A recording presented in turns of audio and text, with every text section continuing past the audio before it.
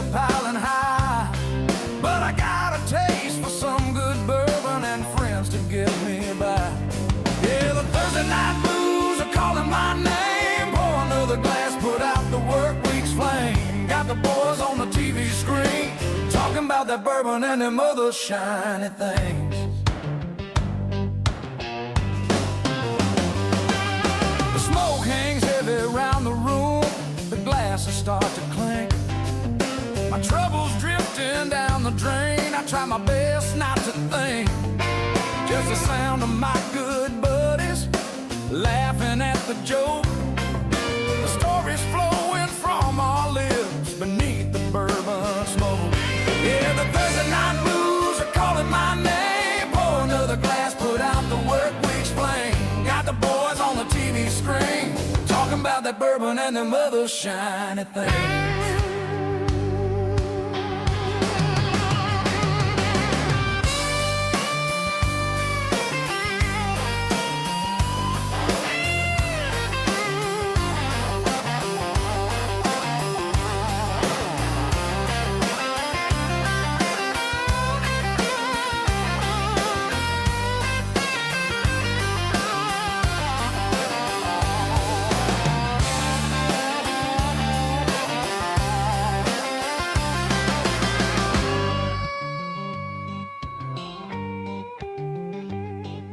Some folks chase the money, some chase a different kind of thrill.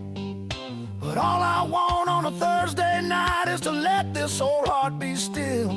Just a little bit of amber liquid and a few good souls to share.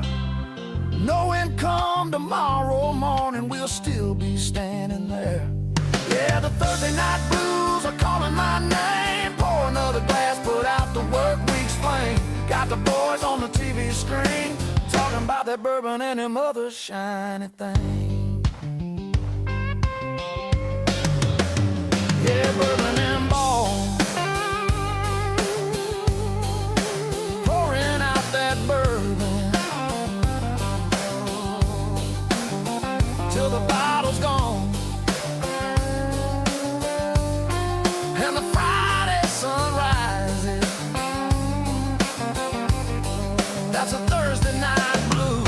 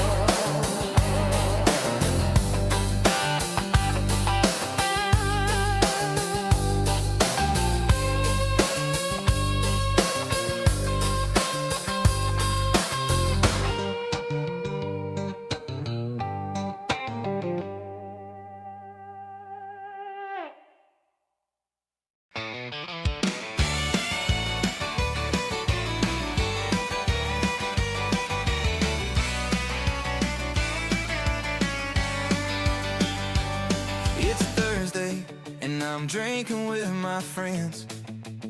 Yeah, we know it's early, but we can't wait for the weekend. We're in a hurry, cause we're thirsty again, but we're not worried when we're saying what we mean and what we meant. Honest camaraderie is something like the lottery. So all I ask and all I need are years of making memories. So keep on chasing highs, it's so damn easy, don't think twice.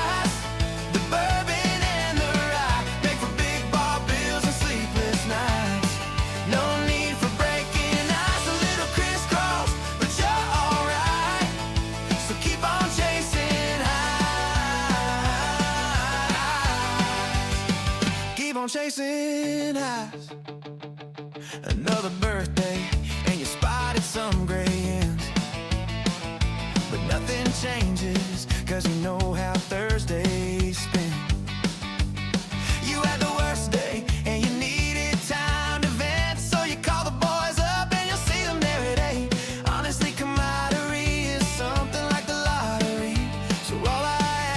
Oh my God. That's Weller.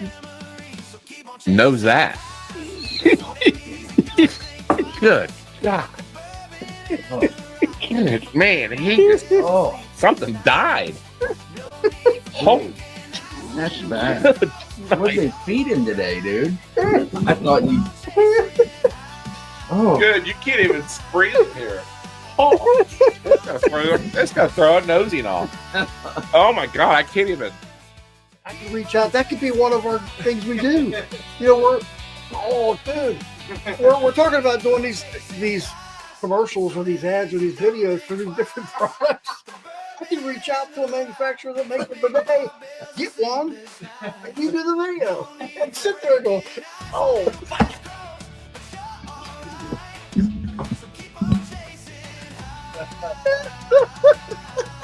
I'm riding the bike and going,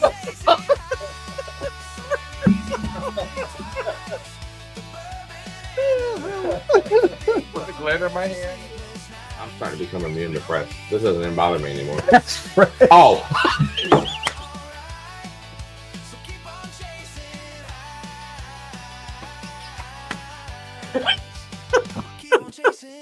I'm like, that smells pretty good. Yeah, we know it's early, but we can't wait for the weekend. Let's get on with the show with you all, with our friends from Bourbon and Ballz. Enjoy the show and have a great weekend. Hey! Keep on chasing highs.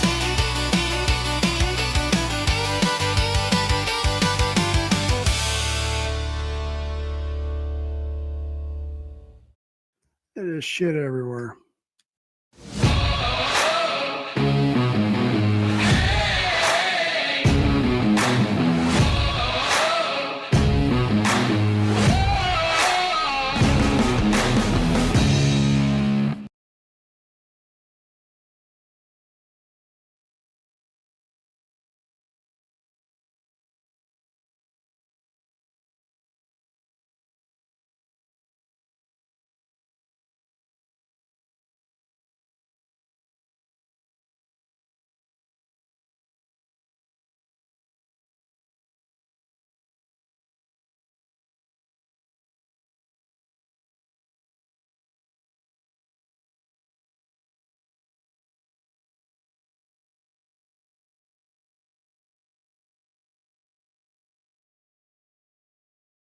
Bourbon and Ballz Hey, crew, welcome back. Patrick Littledew, congratulations, man. Pre-game winner. Again, I think it's Again. Yeah. He's got it rocking and rolling. Hopefully you guys can hear us. Charlie's check, done check. it to us again, but this time he left the laptop. So that's always good. Jeff's got it. He's got it all handled, under control, so no worries. Trying to. Now Charlie should be back. He's just out for a little bit, and Yeah, we'll he be- was running a little bit late, I guess. yeah. So Nope, all good. So let's it's, got a great guest coming tonight. Oh yes, we do. He's ready and waiting. But before that, you want to go through Yep, let's go through we got in chat right now. world's famous. Yep, Mr. Vogelsang. He's first Dave. in line. But you don't get anything. I'm sorry. No, you probably will later. Let's see. Lip Service Crew, welcome. Is that Chris? Yeah, Chris Blair. Chris Blair. All Welcome. right. Let's see. Mike, Elijah Craig. Mike. Welcome, brother. Let's see here. Dave Renstrom. Dave Renstrom. Gary McDonald. Gary. Good seeing you there, buddy. Brian Callahan. Straight out of Yeah. Idaho. Tracy Silly Yorkie. Tracy, welcome. Jay Cornett. Matt Bykowski. Welcome. Got a lot in chat. Yeah. Hey, there's Tommy. Tammy Yeah, Adams, welcome. Tammy Adams. Whiskey Nose. Whiskey Nose. Holy Thursday. Happy Thursday. Yeah, let's see here. Joe Joe Johnson. Johnson. That's a new Welcome, name, I Joe. think, yeah. Sweet. let's I always see. love having new people on. Oh yeah, Stan. Welcome, Stan. Stan the man. A great Let's pick with see, the there's series. Patrick Littledew, Yep, the big winner. pre-game winner tonight. Alan Adams, Yep. Tommy's better half, or maybe the other way, Tammy. Let's see. CA Scotty. Yep. Welcome, brother.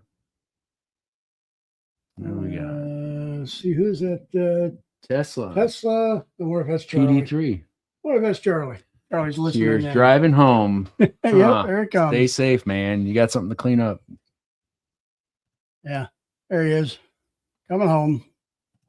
No issues. No issues. Well, you're not here, so Yeah. Makes things a little bit smoother. yeah. Let's see here. Let me start this one. Get back over to the chat. All right. Hey, Duran is here. Duran, welcome back, Duran, brother. Welcome. Whiskey Bill. Let's see. Yeah, we still got to look at getting this font size. Snow Baboon. Snow Baboon. Hey, Archie Marley Bourbon. Bourbon. Yep. Whiskey Nose. Chris Blankenship. Yeah. There you go, man. His man. his pours from Yeah, the last man, the myth, week. the legend. Yep. His picks from last week. I'll have to tell you about it. Oh, yeah. Let's right. see. Yeah. Is that Dooley one. Yeah. Yep. Welcome. Another new one. All right. Jenny Bykowski. Welcome. Matt Jenny. must be around here somewhere.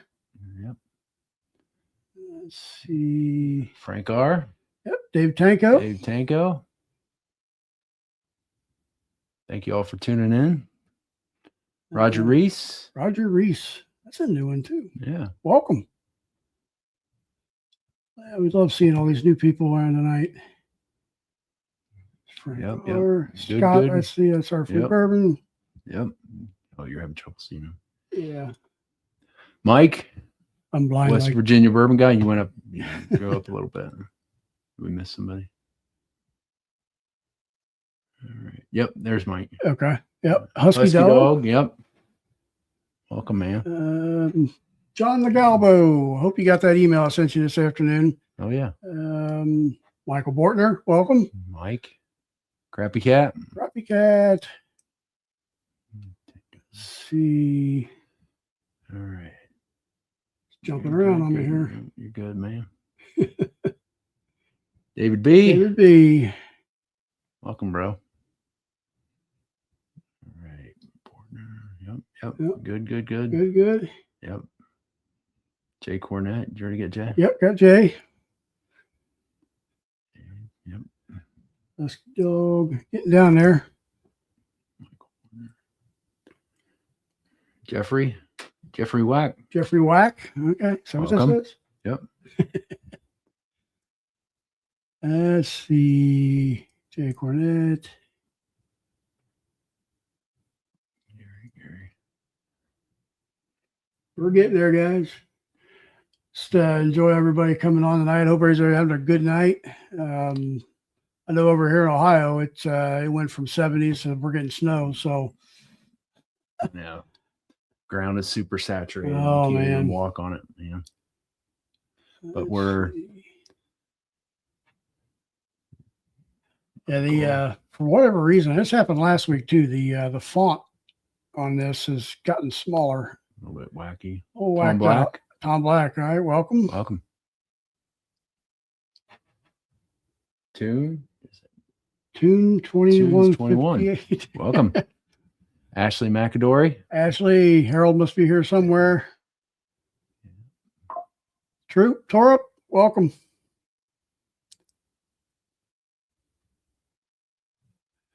What's that? David B. Yep, we got Yep. David B. already. Rips and Sips. Rip and Sips. Rip and Sips, welcome, guys. There's Charlie. He's back. Oh. What is he saying? I don't know. What's Charlie saying? I don't know. I figured he'd be making That's fun of funny. us. Yeah, but I'm just glad that tonight he decided he was going to leave us. Bourbon. Bourbon. Hey, leave the laptop. If anybody remembers what happened the last time, man, that's what this is for. Yep. We still have the other mouse in case Yeah. as a backup. Yeah. We had a 1980s laptop, was it? Like a Mhm. Commodore 64? I think that's what it was. Yeah, because he decided to go on a cruise and take his laptop with Life on the him. patio. Yep. Whiskey Bill. Did you get Whiskey Bill? Yep. Got Whiskey Bill. Dandy, welcome there, Dandy Dandy. Road. Welcome, man. We're getting there. Active, which is great. It is very active. Let's see. Yep. So if John Shanks, welcome, hey, man. John. Yeah, I see a few of you have already started entering in the hashtag. It's hashtag Marianne for a set of samples. I think I hear Charlie. I'm He's making his grand appearance. Yeah, we're gonna jump around and do a little seat change. Musical chairs. Here we Musical go. chairs. Is that everybody? I think that is everybody. Harold, there you go. Nope. Yep. Yep. There's Harold. Harold made it on. All right. Hashtag Marianne. Whiskey Wisdom. Hey, Matt. And if there's Kelly. Hello, Kelly. Welcome.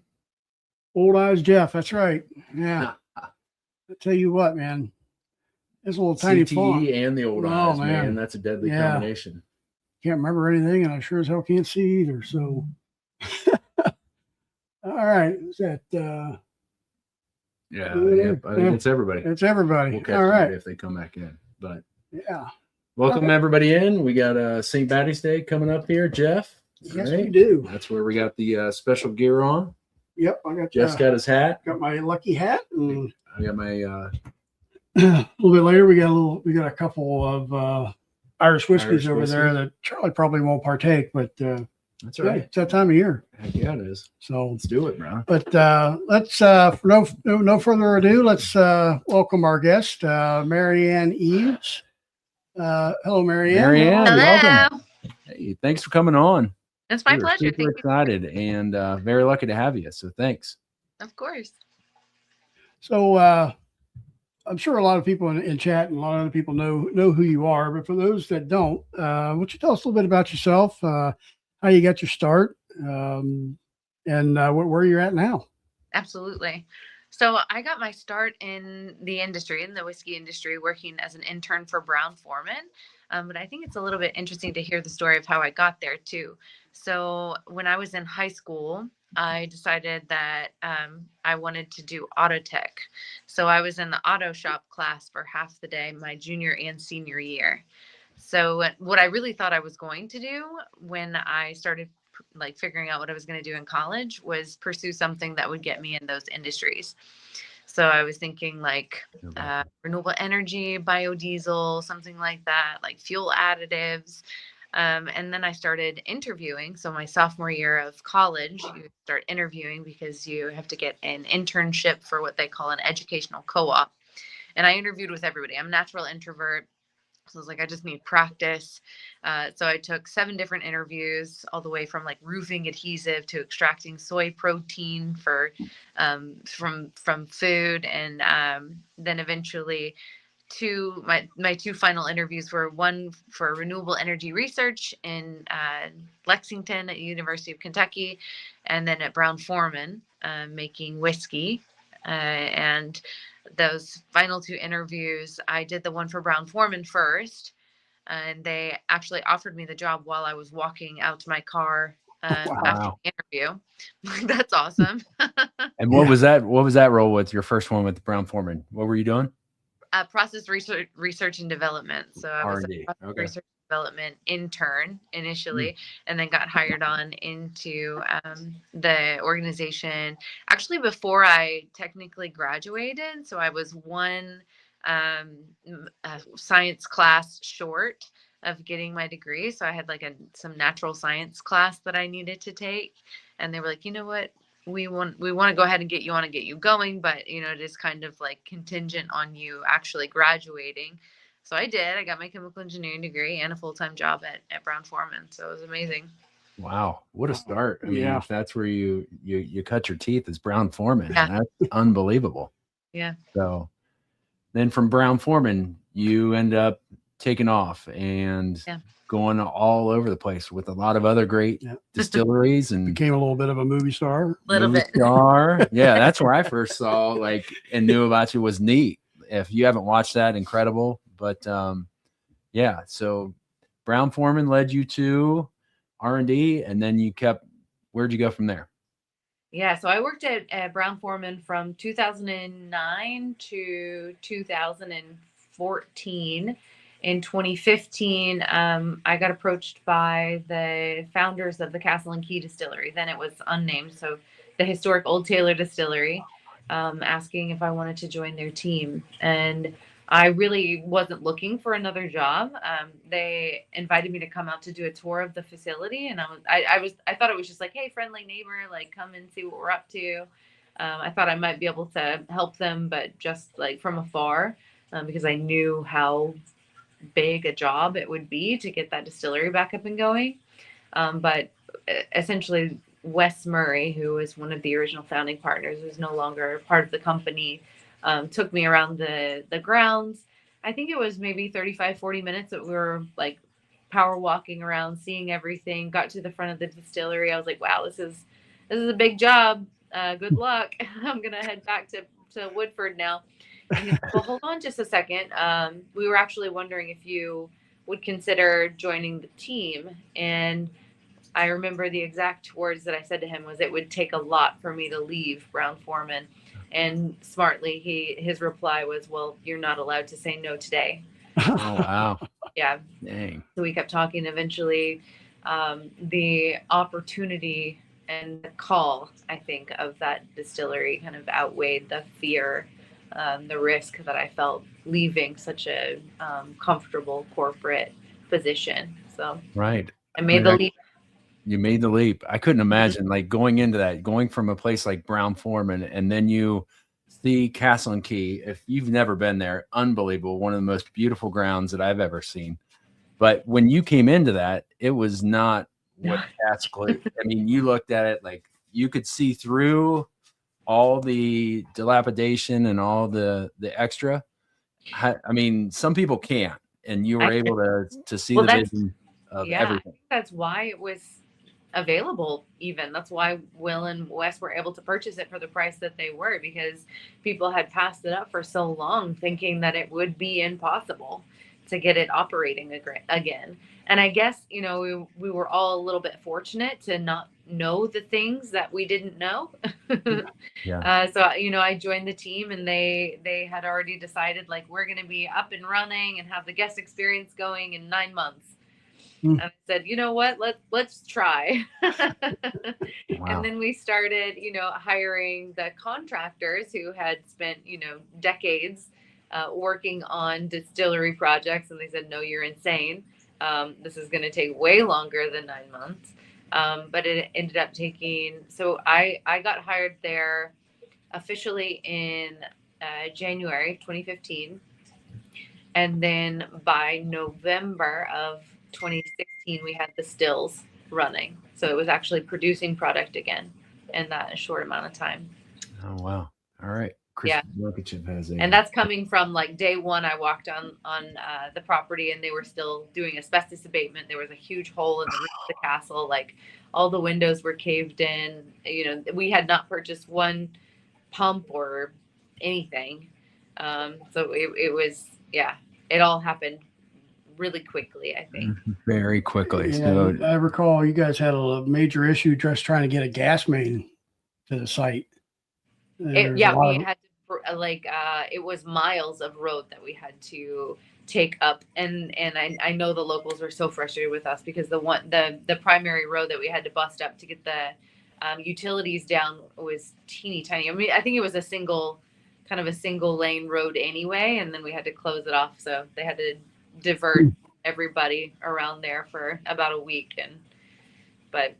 wow. Yeah, Unreal. Well, we got our first question of the night here. So, and if you have a question, just put Q in put a Q in front of it. That there way we can catch it real quick. But Chris Blankenship wants to know, did Castle Key then look the same as the old Crow Distillery does today?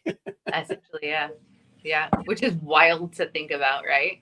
You walk in there, And actually, you guys mentioned the Neat documentary. If you pay attention closely in those early interviews when I'm still brunette, you can see a difference in the distillery behind me. Like there are actually still open windows with vines coming in behind me. I'm standing by one of the rusty tanks that we hadn't done anything to yet. So you can see the physical changes in the facility over the course of them filming that documentary, which I think is maybe one of the most fascinating parts about it. Wow. Yeah. That's really cool. Amazing story, and where you're able to bring it and see through it to be able to create what it is. Yeah. It's awesome. So from Castle and Key, you where'd you go from there? Yeah, so I was with Castle and Key for 4 years. I decided to move on before the brown spirits were aged. So I produced the gin, the vodka recipes. I produced 4 different bourbon recipes, 2 rye whiskey recipes, and all of that was aging when I moved on. I didn't have an exact plan when I decided to leave Castle and Key. I did feel like there was more out there for me. I felt inspired by innovation, being inspired by other categories of spirits, by different national spirits around the world. And I really wanted to get out there and see some things and learn, because I've always been that's a kind of a calling card of mine, I guess, through my life, is that I am so curious about things, and I'm not always satisfied with just the one answer. I want to kind of like dig in and discover things for myself. So I actually started the first project that I worked on after I moved on from Castle and Key was a brandy project. And not many people know about that one, although we did get some significant press about it. So a female-owned winery out in Napa called Hoops Vineyard. Lindsay Hoops was she actually took part in the last event that I did at Castle and Key, which was a event with collaborating with Wine Country Women. So there were, I think it was 7 different vineyard owners and winemakers, and 7 female chefs, and then me, and we hosted it at Castle and Key. So we had a course dinner with each one with a pairing of wine, and then at the final, the dessert, we had a pairing with I can't remember if it was gin or vodka, maybe both. And then I poured some pre-Prohibition bourbon and everything. So she was feeling inspired, and she came over to me and she said, I have this big problem. The wildfires out in California have really wreaked havoc on our winery, and I don't know if we're going to make it. Yeah. Our entire 2017 crop. They actually went through to the extent of making it into wine, so purchasing those fancy barrels, like going through the whole process, and then it got to the point where they would have bottled it, and that smoke taint came through very clearly, and she didn't want to risk the quality in their name, so she was like, we can't bottle it. But she's like, I love Scotch. She's like, I love Scotch and I love wine, and I think that there's got to be something that we can do with this. And there's not really a smoked brandy category. Like there's smoky whiskey, there's smoky tequila, mezcal, but there's not a smoky brandy that's like got its own name yet.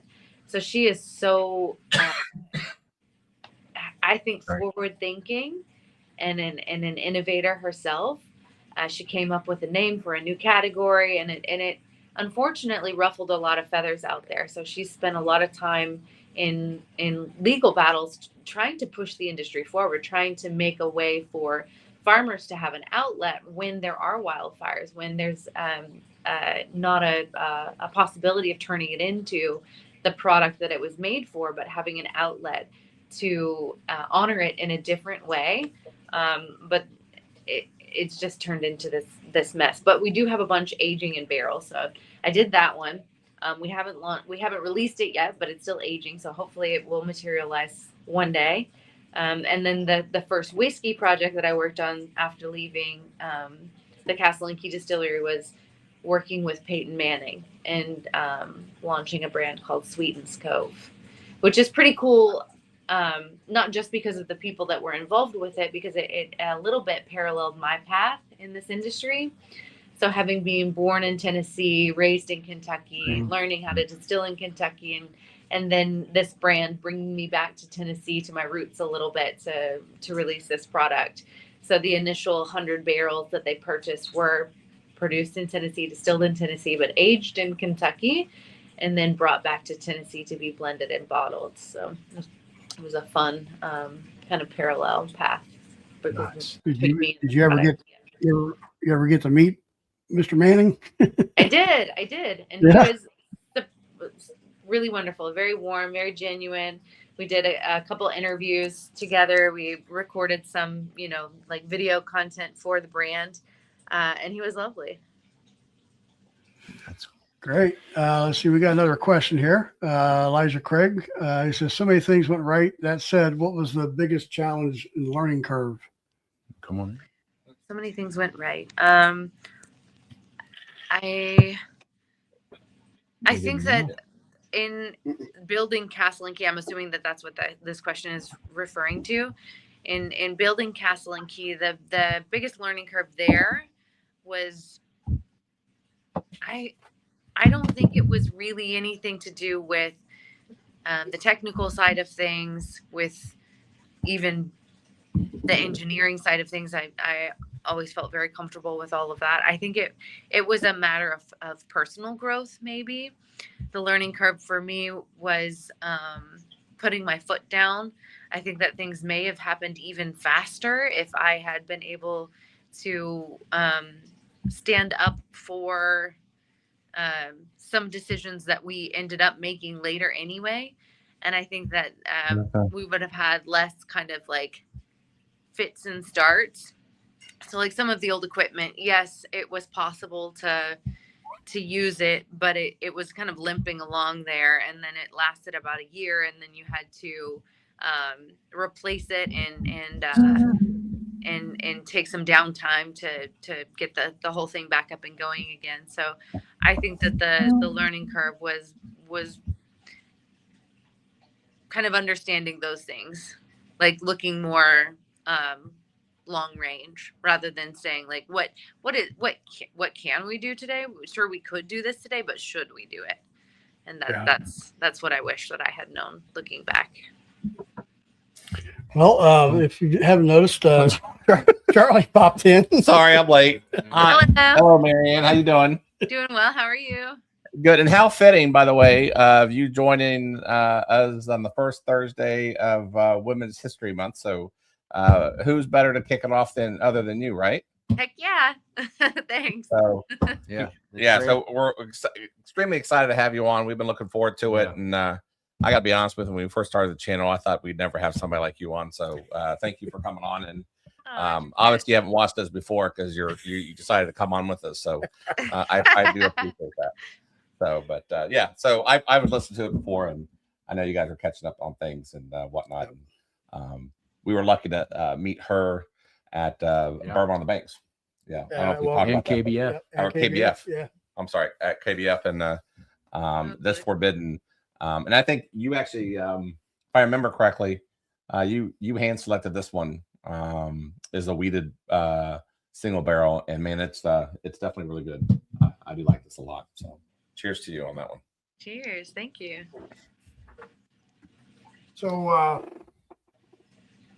So after the smoked whiskey or the smoked brandy, you said that never went anywhere? Well, it's still aging. Still aging? I have contact with Lindsay Hoops. It's something that I still want to do. We still want to do it. It's just, it's aging, so there's not really a particular rush necessarily on things, but yeah, it is disheartening a little bit the way that the industry has responded to wanting to do something innovative with Napa, with like using the terroir, the geographic designator of Napa, because all the grapes did come from there. It's not like we're trying to use it unfairly. That's where her winery is, but yeah. Okay, so going on from there, we talked about Forbidden, but are we at Forbidden yet, or did you do anything in between that? Yeah. And where does the name so Forbidden there was- come from? Yep. Oh, where did the name Forbidden Yeah, come from? you're kind of all that together. So as you're Yeah. talking about it. Yeah.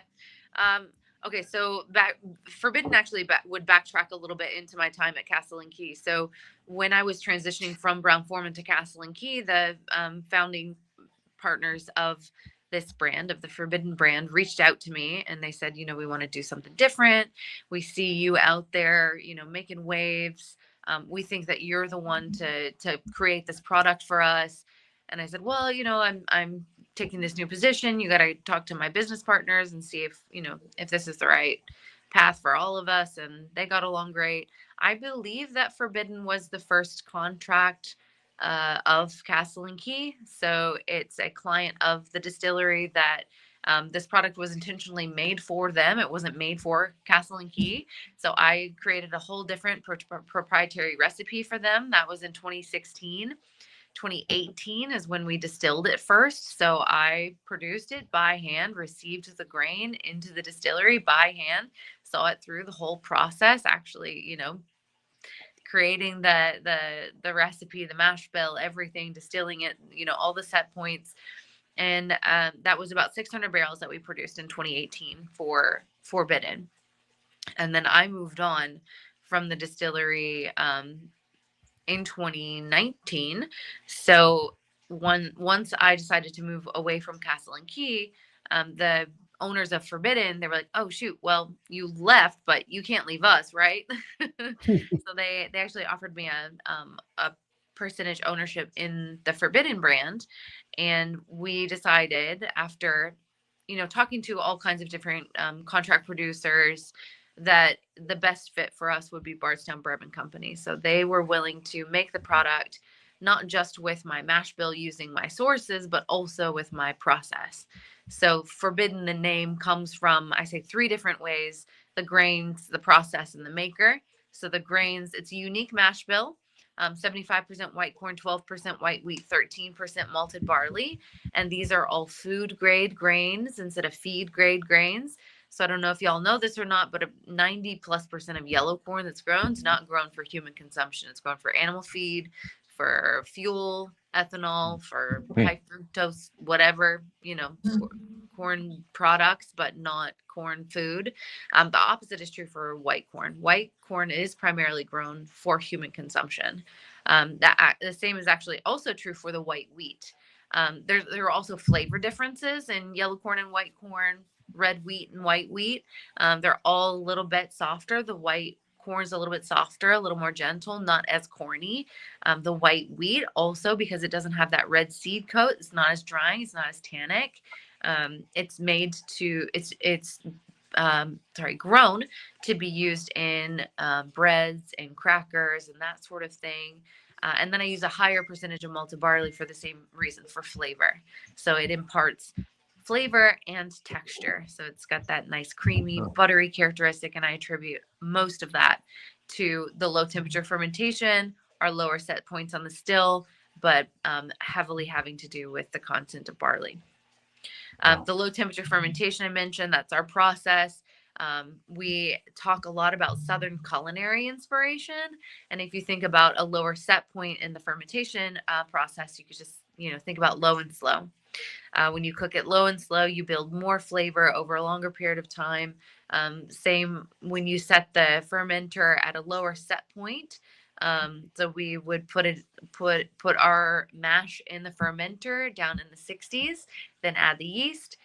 Because it's at that lower temperature, the yeast aren't active so quickly, so they ramp up a little bit slower. And at those lower temperatures, it's actually producing different flavors. So instead of getting straight to the work of turning the sugar into alcohol, or turning the starch into sugar and the sugar into alcohol, it's actually creating flavor. So you get a more complex product, more nuanced product with the low temperature fermentation. And then, Forbidden primarily because women were legally forbidden to work in any capacity in a distillery, but a cashier, a waitress, or an usher. And that law was not repealed until 1974. That's crazy. Wow. I know, it's crazy. 74. I know. It's like Wow. It makes you wonder what we were doing back then, but I digress. Well, we appreciate you being a trailblazer for the Thank you. females in the community. So Yeah. thank you. The next question kind of goes along with that, right? It says, what is it like to be being a woman in a male-dominated industry? I mean, obviously the proof's in the pudding there, but if you want to expound upon that, that'd be great.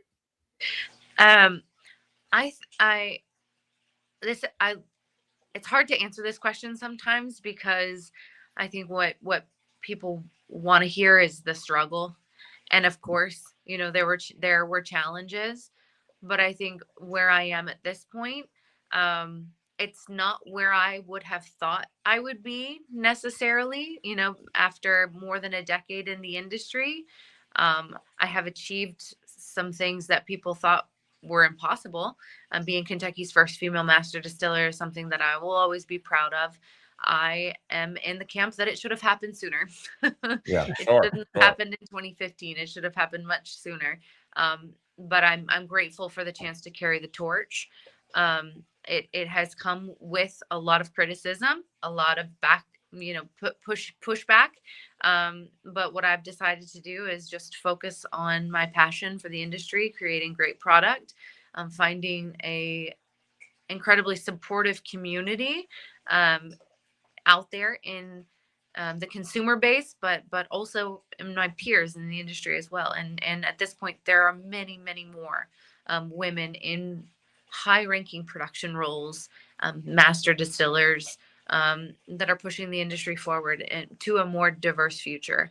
I was, not the first woman to hold, one of these high-ranking production roles, but definitely I would say the most visible. So that it came with, unfortunately, visibility comes with, I would just say a lot of bullying.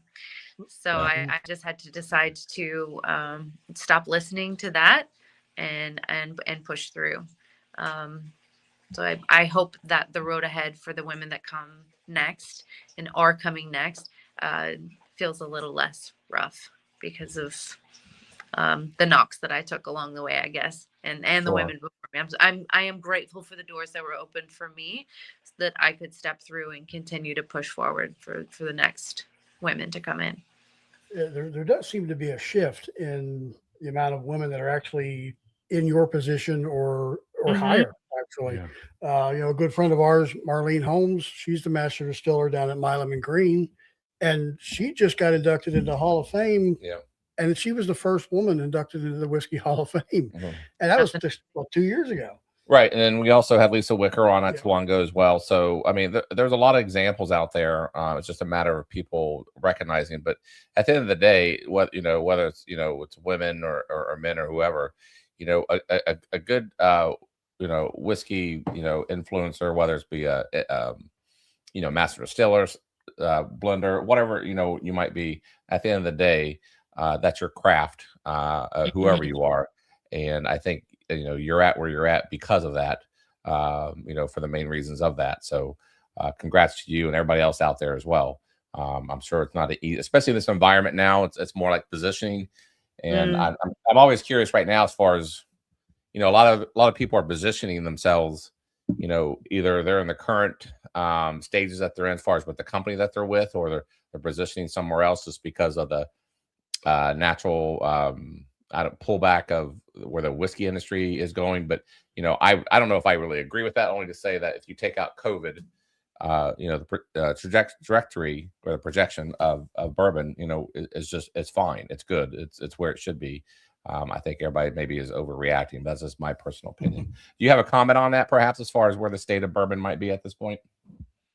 I think that the most challenging aspect of the industry is the overproduction that happened during COVID, and the fact that so many of these companies were counting on international distribution. That is just not possible for the kind of international politics that are happening right now with all the tariffs and that sort of thing. I mean, just look at Canada, for example. We're down more than 60% in imports of bourbon. So it it definitely is different. Consumer drinking habits are different. The prices that we're able to get for the products that we're selling have started to shift. So just as an example, the Forbidden brand, price has always been part of the discussion from the moment that we hit the market, because it's always been an ultra premium product. And that's because of all the choices that we make. It's a thoughtfully made, handmade product. The lower temperature fermentation adds additional time to the process. The food grade grains are a higher quality of grain that increase the price.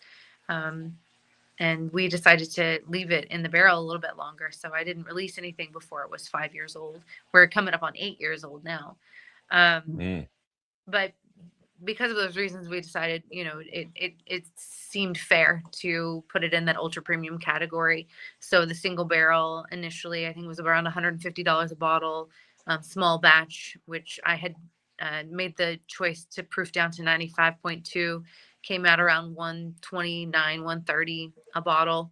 And the way that we've seen the market change in this past year, and I think it has a lot to do with the economy. Things are tight for people now. I'm feeling it personally also. We see it in a lot of different ways, but especially for that lower proof product, people are just not wanting to pay that much. So we're looking at ways to change our product lineup a little bit to fit more with what the consumers are willing to do right now. Yeah, and I would imagine, well, we would all appreciate that as well. I hear you. The next question we got up the bat is Chris Barlow. He asks barrel cooperage style impact with a season, age, char level versus toasted, another style versus yeast strain impact. I guess his question is, what is most interesting to you when it comes to the cooperage style? So we did a lot of different experimentation with the recipe of the barrel for the Forbidden product.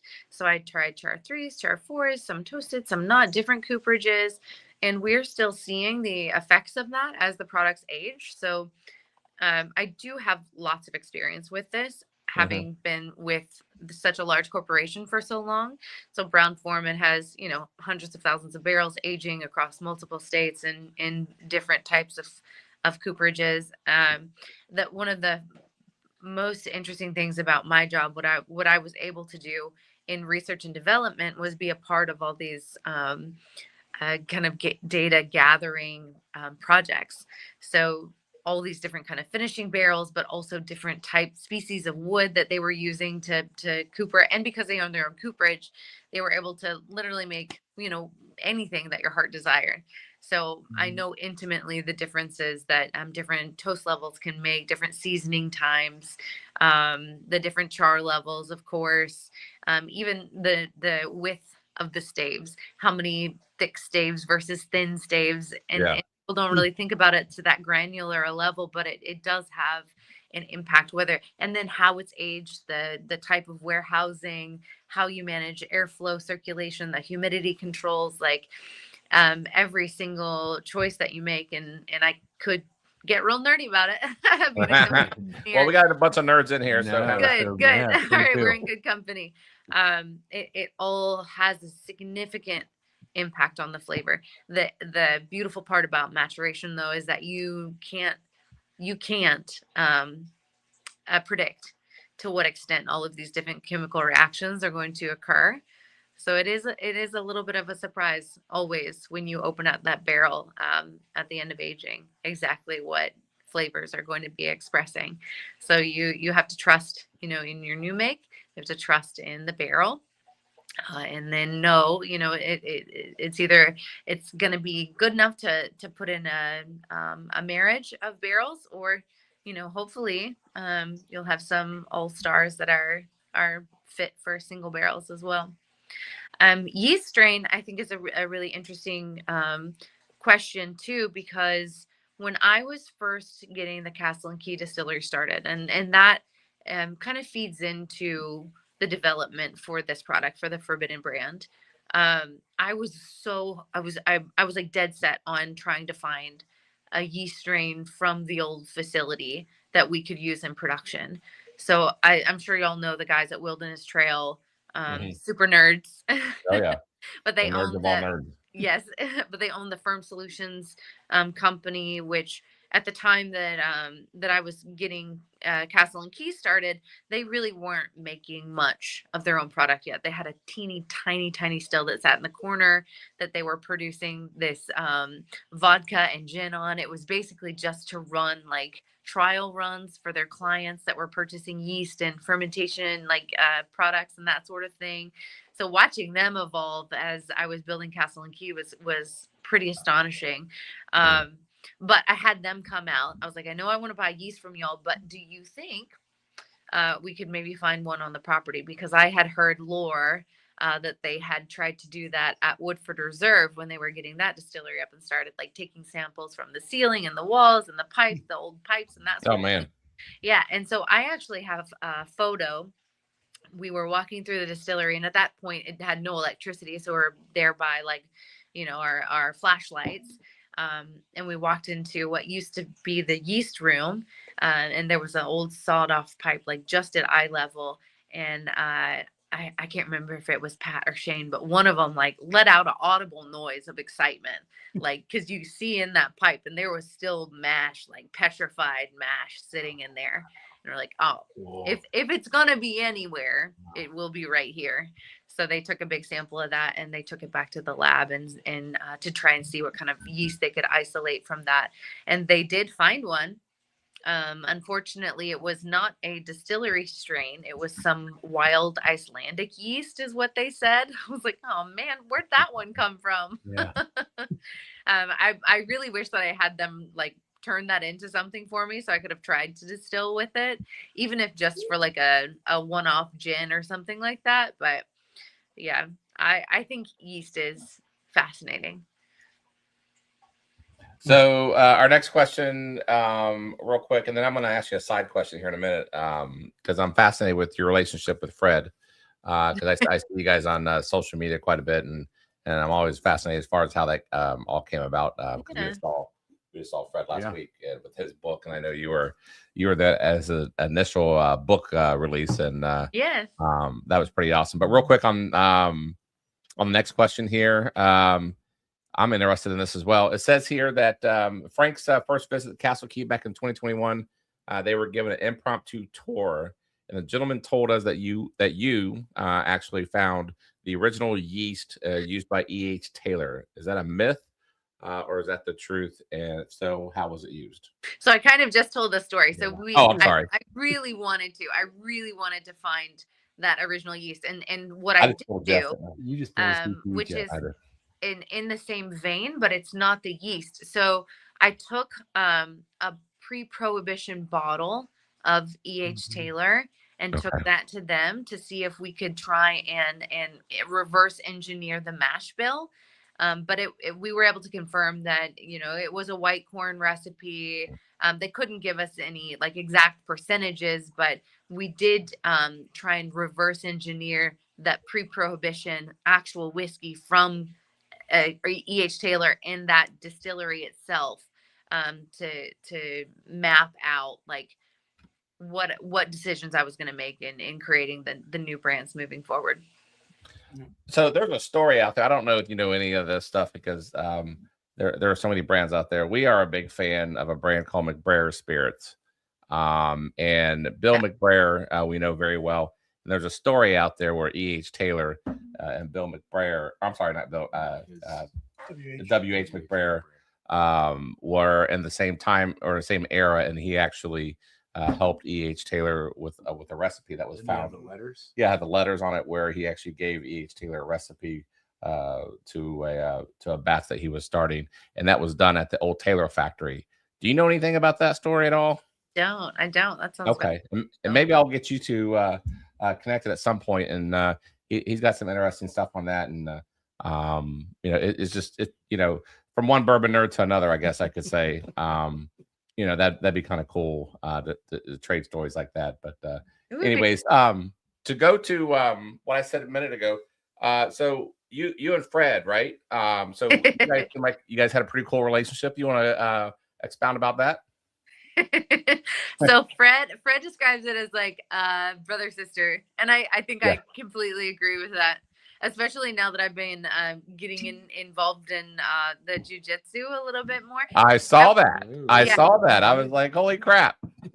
So funny thing about me and MMA. So I had done that a long time ago. So back in my 20s, and that was, I actually attribute the MMA to getting the internship at Brown-Forman. So I was training boxing, Muay Thai, and jiu-jitsu. The owner of the gym, his wife taught the ladies jiu-jitsu class, which I actually prefer the co-ed class, but I would drop in there occasionally. And so I was asking her, and she was an accountant with Brown-Forman. So I was asking her, I was like, hey, I'm going into chemical engineering. Brown-Forman is one of the companies that they work with. Do you know who, is in charge of the co-op program? Like who maybe I could reach out to talk about getting a position there. And of course there was like an already established route to interview through the university. But I guess I just like to find the alternate route wherever I can, which is I think kind of evident in the way that I've navigated. Right. So her name was Jo Cannon. Jo got me an email address for a woman named Nancy Warfield.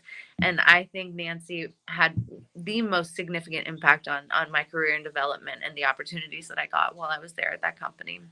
And I think it stood out to her that I found that avenue and sent my resume in a kind of a off a beaten path kind of way. Showed a little bit of a different initiative, I guess.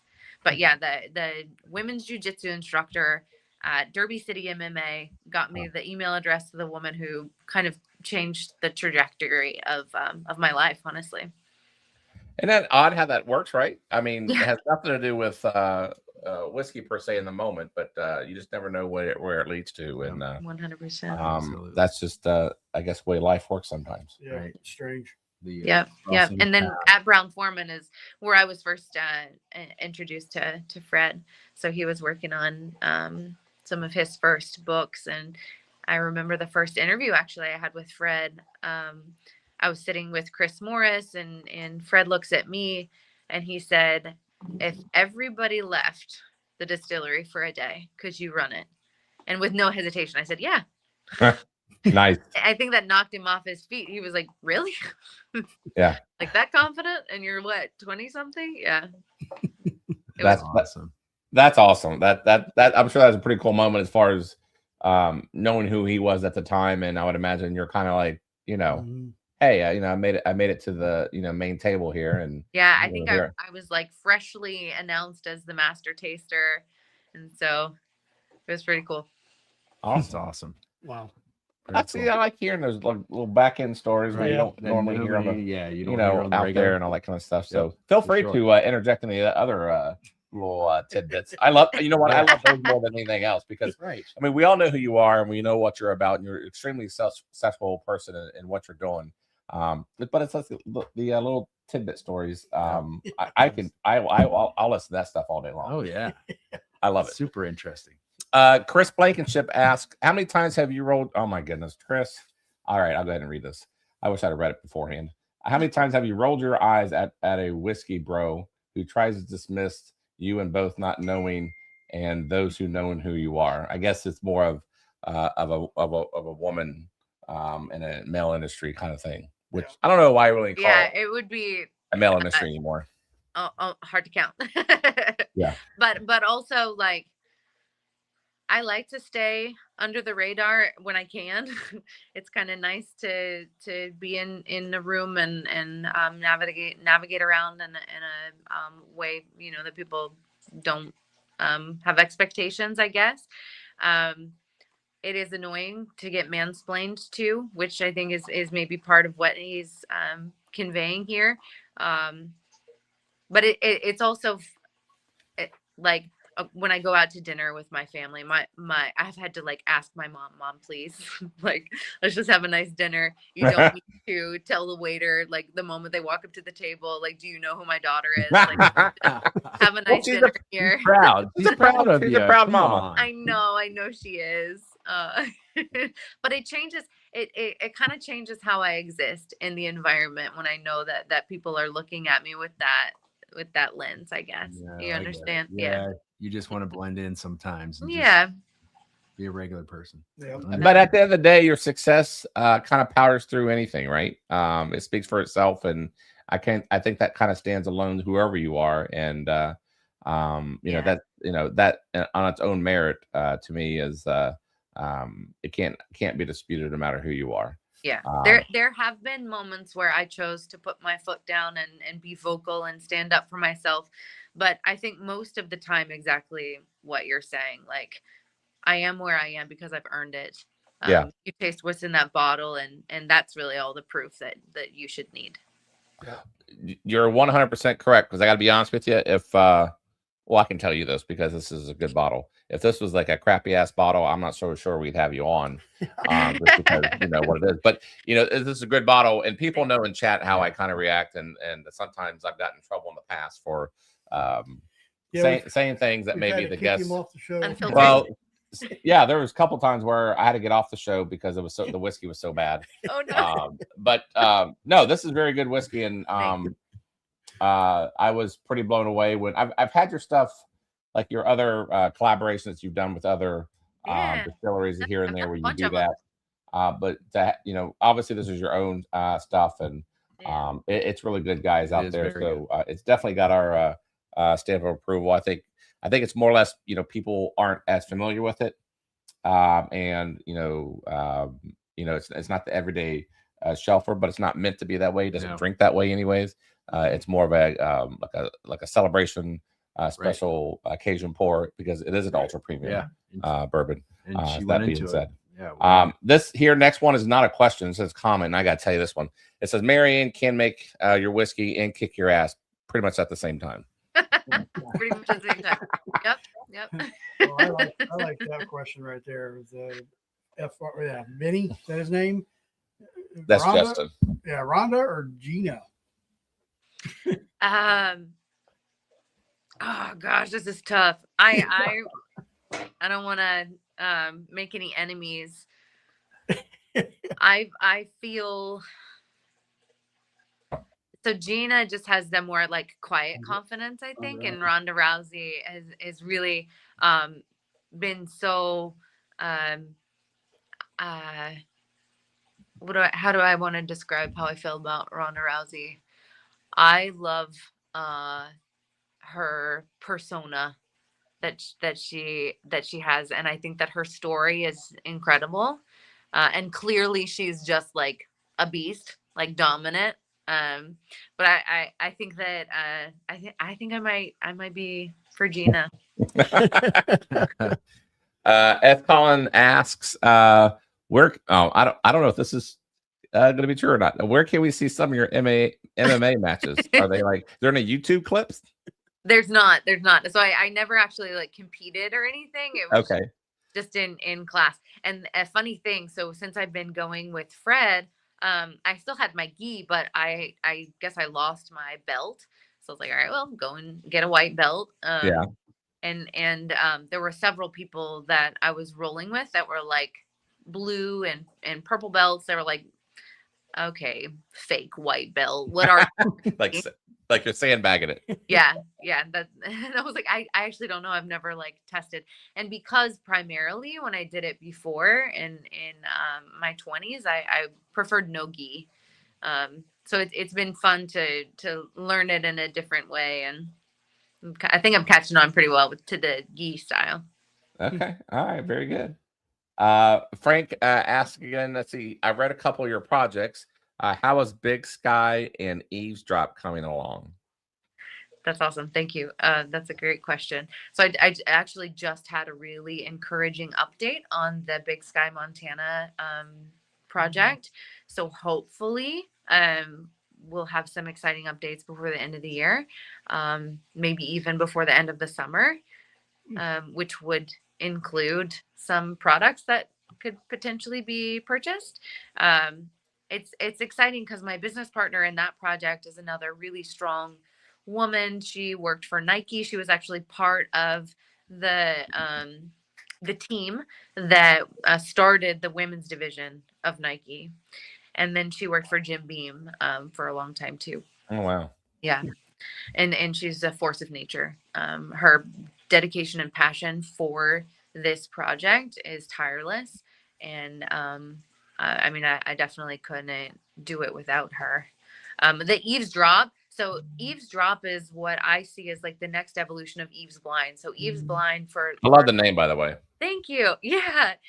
My friend Samantha Four, who is an incredible, like badass, internationally known chef, who just happens to live here, not happens to, but she lives here in Lexington, Kentucky, where I live. Her husband, Chris, we were talking about, dreams and passion and that sort of thing. And he's like, what you need to do is just like do an eavesdrop, like drop some eaves. Oh man, that's awesome. And I was like, I do need an eavesdrop. So I like went in and trademarked it that day. So Chris Four gets all the credit for the new name transition. But Eve's Blind is a project that I started during COVID. So I was a new mother. I was kind of waylaid in Oregon at the time, trying to figure out something to do that would fit more into my nomadic lifestyle at that time. Okay. So I actually just popped in to visit my friends at Oregon Spirit Distillers. I'm not sure who their distiller is now. At the time, it was a woman named Brandy Piper, actually also from Tennessee. Okay. Who was running production there. She had invited me to come see the facility, and I just fell in love with their product. Such great quality and flavor. And I think for me, that was a light switch that flipped in my mind, because coming from Kentucky, all the years that I distilled for a huge corporation and then building my own brand and hearing the narrative beat into my head over and over again that Kentucky makes the best. You don't need to worry about what everybody else is doing. 95% of the bourbon comes from Kentucky, and there's a reason for that. But then I had the stuff in Oregon, and honestly, going through the tour with her, I was like, well, that's a weird choice. And then we got to the tasting, and it knocked my socks off. I was like, Brandy, all of these decisions that you made are not ones that I would make, but they created the perfect product for Oregon. Oh, nice. Perfect product for this facility in this setting. And I think that what I wanted to do with Eve's Blind was to highlight that narrative. Okay. And just changing the way we talk about bourbon. So instead of going state by state by state by state, we do have 9 distinct climate regions in the United States. And we could start to shift the narrative more into those climate and production regions like they do in Scotland. And it's much more simplified than saying, I had a great bourbon from Colorado and Texas and California and in New York, but to say, the Pacific Northwest bourbon that I tried was just incredible. It was incredible. So I partnered with 8 different distilleries, created this program, spent a whole year rolling it out, had a blast at the kind of New York press release at the end of it, brought all the distillers together. And it just seemed like, I was creating kind of my own little family, the Eve's Blind family. And then had a little bit of a hiccup, not a little hiccup. I really wanted to keep it going, but it was just me trying to do too much, and I got overwhelmed, and it didn't end up firing. So Eavesdrop is kind of the evolution of Eve's Blind. I do have plans to keep some of what I intended, especially the education component of Eve's Blind, alive. Just figuring out how to do that. So one step at a time. So Eavesdrop is a name that I have, which I had a product in mind for, but that also might be shifting a little bit. But look, keep an eye on me. Yeah, no kidding, right? Kudos to you for pushing innovation and pushing the boundaries. That seems to be one of your like mantras in your things that you stand behind. So. Yeah, it's awesome. So I cannot wait to see where you continue to push and go. Thank you. That's awesome. And then Joe Johnson, I might have skipped a question. If so, I'll go back and find it. Johnson asked, "Do you have any double oaks in the works?" I have one finishing product, finishing experiment that I will bottle because it's really good. No double oak, no like traditional double oak, so it's not 2 new barrels yet. Okay. Potentially, what I do have, as far as like the oak, the base oak goes, is the extra season. So I have some 36-month seasoned oak barrels, about 200 of those that have been aging from the get-go. So new make went into these 36-month-old seasoned oak barrels. I've tasted that product and it's really good. We may start to release some of those as single barrels this year. And then the experimental one, I filled 3 barrels. My guy with Speyside Cooperage, he sources barrels from makers of all things all over the world. But he reached out to me and he said, "I've got this new thing. I was interested if you'd be willing to try it," because I just wanted to collect some data on it. He said they're cherry liqueur barrels from the Ukraine, made with cherries from Ukraine and France. And I was like, immediately, yes. Cherry liqueur and bourbon sounds incredible. And it is. So I'm really excited to put that in a bottle. Very cool. And then a couple more questions. We won't take much more of your time, and we do appreciate you coming on, and we do want to value your personal time as well. But real quick, Joe Johnson asks again, and this is a really good question. I always want to know this as well, especially when we interview experts such as yourself. Where do you see craft whiskey bourbon going in 2026 as far as I know last year they're on the Kentucky Trail map now, and it's no longer 2 different websites. It's now 1, and that's great for a lot of people, for the small ones. But that's kind of where this chat is right now. Majority of the chat that are talking, they're in that stage right now as far as craft. They're kind of beyond the legacy stuff. But where do you see that going in 2026? It's interesting. I feel like it's not more is not necessarily what we need. I don't think more expressions from any one distillery is necessarily what we need. I'm thinking of like looking to the model of craft beer. So it just like got crazy, exploded at one point. Like all these weird beers were popping up, and then eventually it kind of contracted again, and we started to see more just like standard styles with an occasional kind of like fun release to keep the local community involved. And I think that is going to be how these craft distilleries are sustained in this period of change, is by the support of their local communities. So focusing a little bit less on breadth and more on depth in their home states. So even we are produced at Bardstown Bourbon Company, which is not a craft distillery, but they produce many what I would call craft brands, and I would even call us a craft brand. And we had this conversation, like my business partners, bless their hearts, have not released any other spirit brands. They have been in the industry in other capacities for a long time. But I think that the knee-jerk kind of response to kind of slowing sales is like, maybe they don't like this anymore. Maybe we got to try something new. Maybe we got to give them something else to look at. And we are doing that, like creating the lower price point bottle, looking at some specialty bottlings. But I'm not going to throw 7 new SKUs on the shelf in 1 year and hope that means more sales. I think that could actually be detrimental to our brand and kind of saturate the market a little bit about. Yeah. Okay. So I hope that craft continues to focus on quality over quantity, and comes together. That's really what we need to do, is understand that united, that's how we'll make it through, helping to support one another. Yeah. And that's the one thing about this industry, comparative to maybe some other industry in different ways, is that I've never met, someone such as yourself, or we've never met anybody throughout our journey as far as meeting other owners, master distillers, stuff like that. You all know each other and you all stick together. It's not like you guys are. I've never heard one negative thing from one person to another. Yeah, it's which not a Mm. competition. which you kind of can do in other categories, but yes, the whiskey community, I think, is a little different. And that's something that we're definitely should be proud of, and I'm sure you're appreciative of that too, Marianne. So, yeah.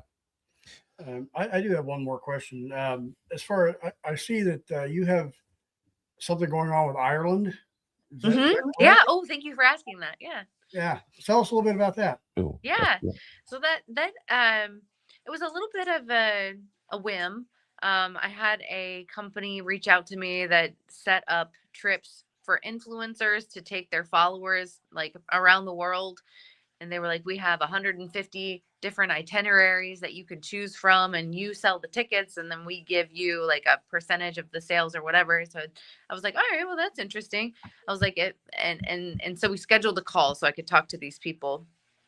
And we were talking, and he was mentioning like some of the destinations that they go to, and I was like, well, my followers are more interested in spirits. So, what kind of like itineraries would you think might fit, or am I able to customize an itinerary? And he was like, well, oh, spirits. He was like we have some great itineraries in India, and where else did he say? I can't remember what he said, but I was like, oh, no, not spiritual, like booze, like where are we gonna go to find the booze? Right. And at Right. that point I was like, this guy doesn't even know who I am. Like, he clearly just pulled my name out of a hat. Like, I'm not gonna create any like great experience for followers that are interested in whiskey with this company. But then it made me think, like, I know people that do tourism. Who might I reach out to see if this is like a viable thing for me? Like, I've had some amazing experiences in Ireland, and through those experiences created some really cool connections in the industry with people making the product. And I think that it would be really fun to have some folks tag along and feel the way that I felt, seeing really behind the scenes and meeting the people who care so much about it and are innovating the future of Irish whiskey through reviving the historic recipes, the historic ways. So kind of like what happened in bourbon, it was much more interesting when it was first being produced, and then all of these regulations happened, which were good in a way, because it was a measure of protection for the consumer, but it also unfortunately encouraged a lot of distilleries just to kind of treat the product in the same way. So you saw a little bit of homogenization across these different brands. So that absolutely happened in Ireland as well. So the brand started to kind of taste a little bit the same. And so there are distilleries that I found and people that I met that want to go back to the history books and start to revive and bring Irish whiskey back to the prominence that it had. It was once more sought after than Scotch. And so bringing it back to that level of prominence. So I got really inspired. And I think that people would also love to see a Scotch whiskey trip from me. And I think I need to get to Scotland first. I'm dying to go there. And people are often just surprised to find out that I've not been. But yeah, what I'm trying to do is get 20 people to hop on a plane and meet me in Ireland. And we'll spend about 10 days going around together and meeting people and having cool experiences and lots of good food and lots of good drinks, and hopefully, make a bunch of new friends by the end of it. Wow. Sounds fantastic. Well, maybe Marianne can be the first person who's ever converted me over to I have whiskey. I have 2 bottles. I brought 2 Dude, bottles of whiskey, No, Irish whiskey. I can't. We've tried and Well, tried. you haven't tried. Have you had Writer's Tears? I have not had that one. Okay, I've got a double oak and another one called Redhead over there. No, Cool. I'm telling you what, I'm a big Irish whiskey fan, Right, so well, I'm Irish myself. We're good. No, Charlie, if you believe This you is can, Bourbon and Ballz, not Irish and Oh. Balls. if you believe you can, or you believe you can't, you're exactly Okay, well then right. I believe I can't. I know, and you're exactly right. If you believe you can, or you believe, But we've you tried can't, this you're before. It doesn't work. That's So. because you're telling yourself that. You All gotta right. get over your own brain. All right, let's. This is why he gets kicked off the show. Yeah, exactly. Sorry. So, but anyways, Marianne, it was such a great time for you this evening, and Yes, we are very grateful for you carving out an hour of your time this evening, and we definitely would love to have you back on, especially when we talk about the eavesdrop and your other projects that are going on. We would Big Sky. We'd love to hear more about those things and any other expressions that you have of Forbidden or anything that you're going to be working on future projects. Definitely hit us up, or we'll basically stay in touch with you, and we'd love to bring it back out, and then maybe show our viewers as far as what the next feather in your cap is at this point in your career, right? So. all right. All right, very Thank good. you, Marianne. We will catch you next time, but thanks again for coming on. Thanks. Yep. Thank you guys. Cheers. All right, cheers. Cheers. All right, Cheers. that's good. Unbelievable. It's great. You forgot to do the background, by the way. Well, no, I had it, but I couldn't figure out, like you were doing, I couldn't figure out how to get it to go behind the image. Did you do it after she came on? No, I tried to do it beforehand. Did you do it before you go live? You can't do it All right. while you're live. That's All probably right. what it was. Doesn't that matter? But you know what? Hey, If I were a teacher, I would give you a 90%. Yeah. I honestly thought I was coming home. Listen, I was coming home from the game, and the people I was in the car with, we were kind of chuckling. I was like, I bet this doesn't even come on at 7:45 or 8 o'clock. I said, it's gonna be go to dark. no. But no, it came on fine. You guys went off the hitch, which tells me y'all don't need me.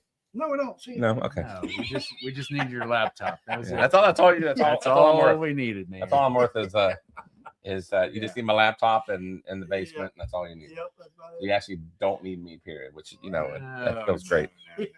We love you, Charlie. We Yeah. always We want do. you around. We do. So it doesn't feel like it. I'm just kidding. So real quick, I don't know what was said beforehand. I gotta be honest with you. As far as before I came here, as far as any news, did you go over? We did not get into much news. We went Nope. through the list and went on right into Okay. it. Real quick. I want to give an old Rick update. After tonight, and this is gonna be weird when I say it. We're basically sold out. However, I talked to Good Times, and we can add to it, Okay. but we're gonna have to shut it down because we got to put in that final order, Okay. and they got to get it ready. So the thought is we'll give it to tomorrow, okay? So we can go beyond the amount that we allotted for.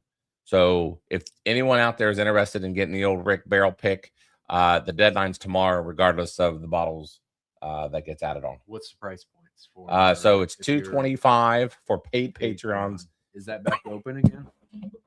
Patreon back open? Yeah, I opened up Patreon again yesterday. Okay. $225 for paid Patrons, and $245 for non-paid patrons. Okay. If you do the math, obviously you're better off becoming a paid patron and then buying the bottle, right? The order form is in chat. I pinned it in the chat. So if you guys are interested, I would highly recommend doing it because I'll probably close it out sometime late tomorrow night. Yeah.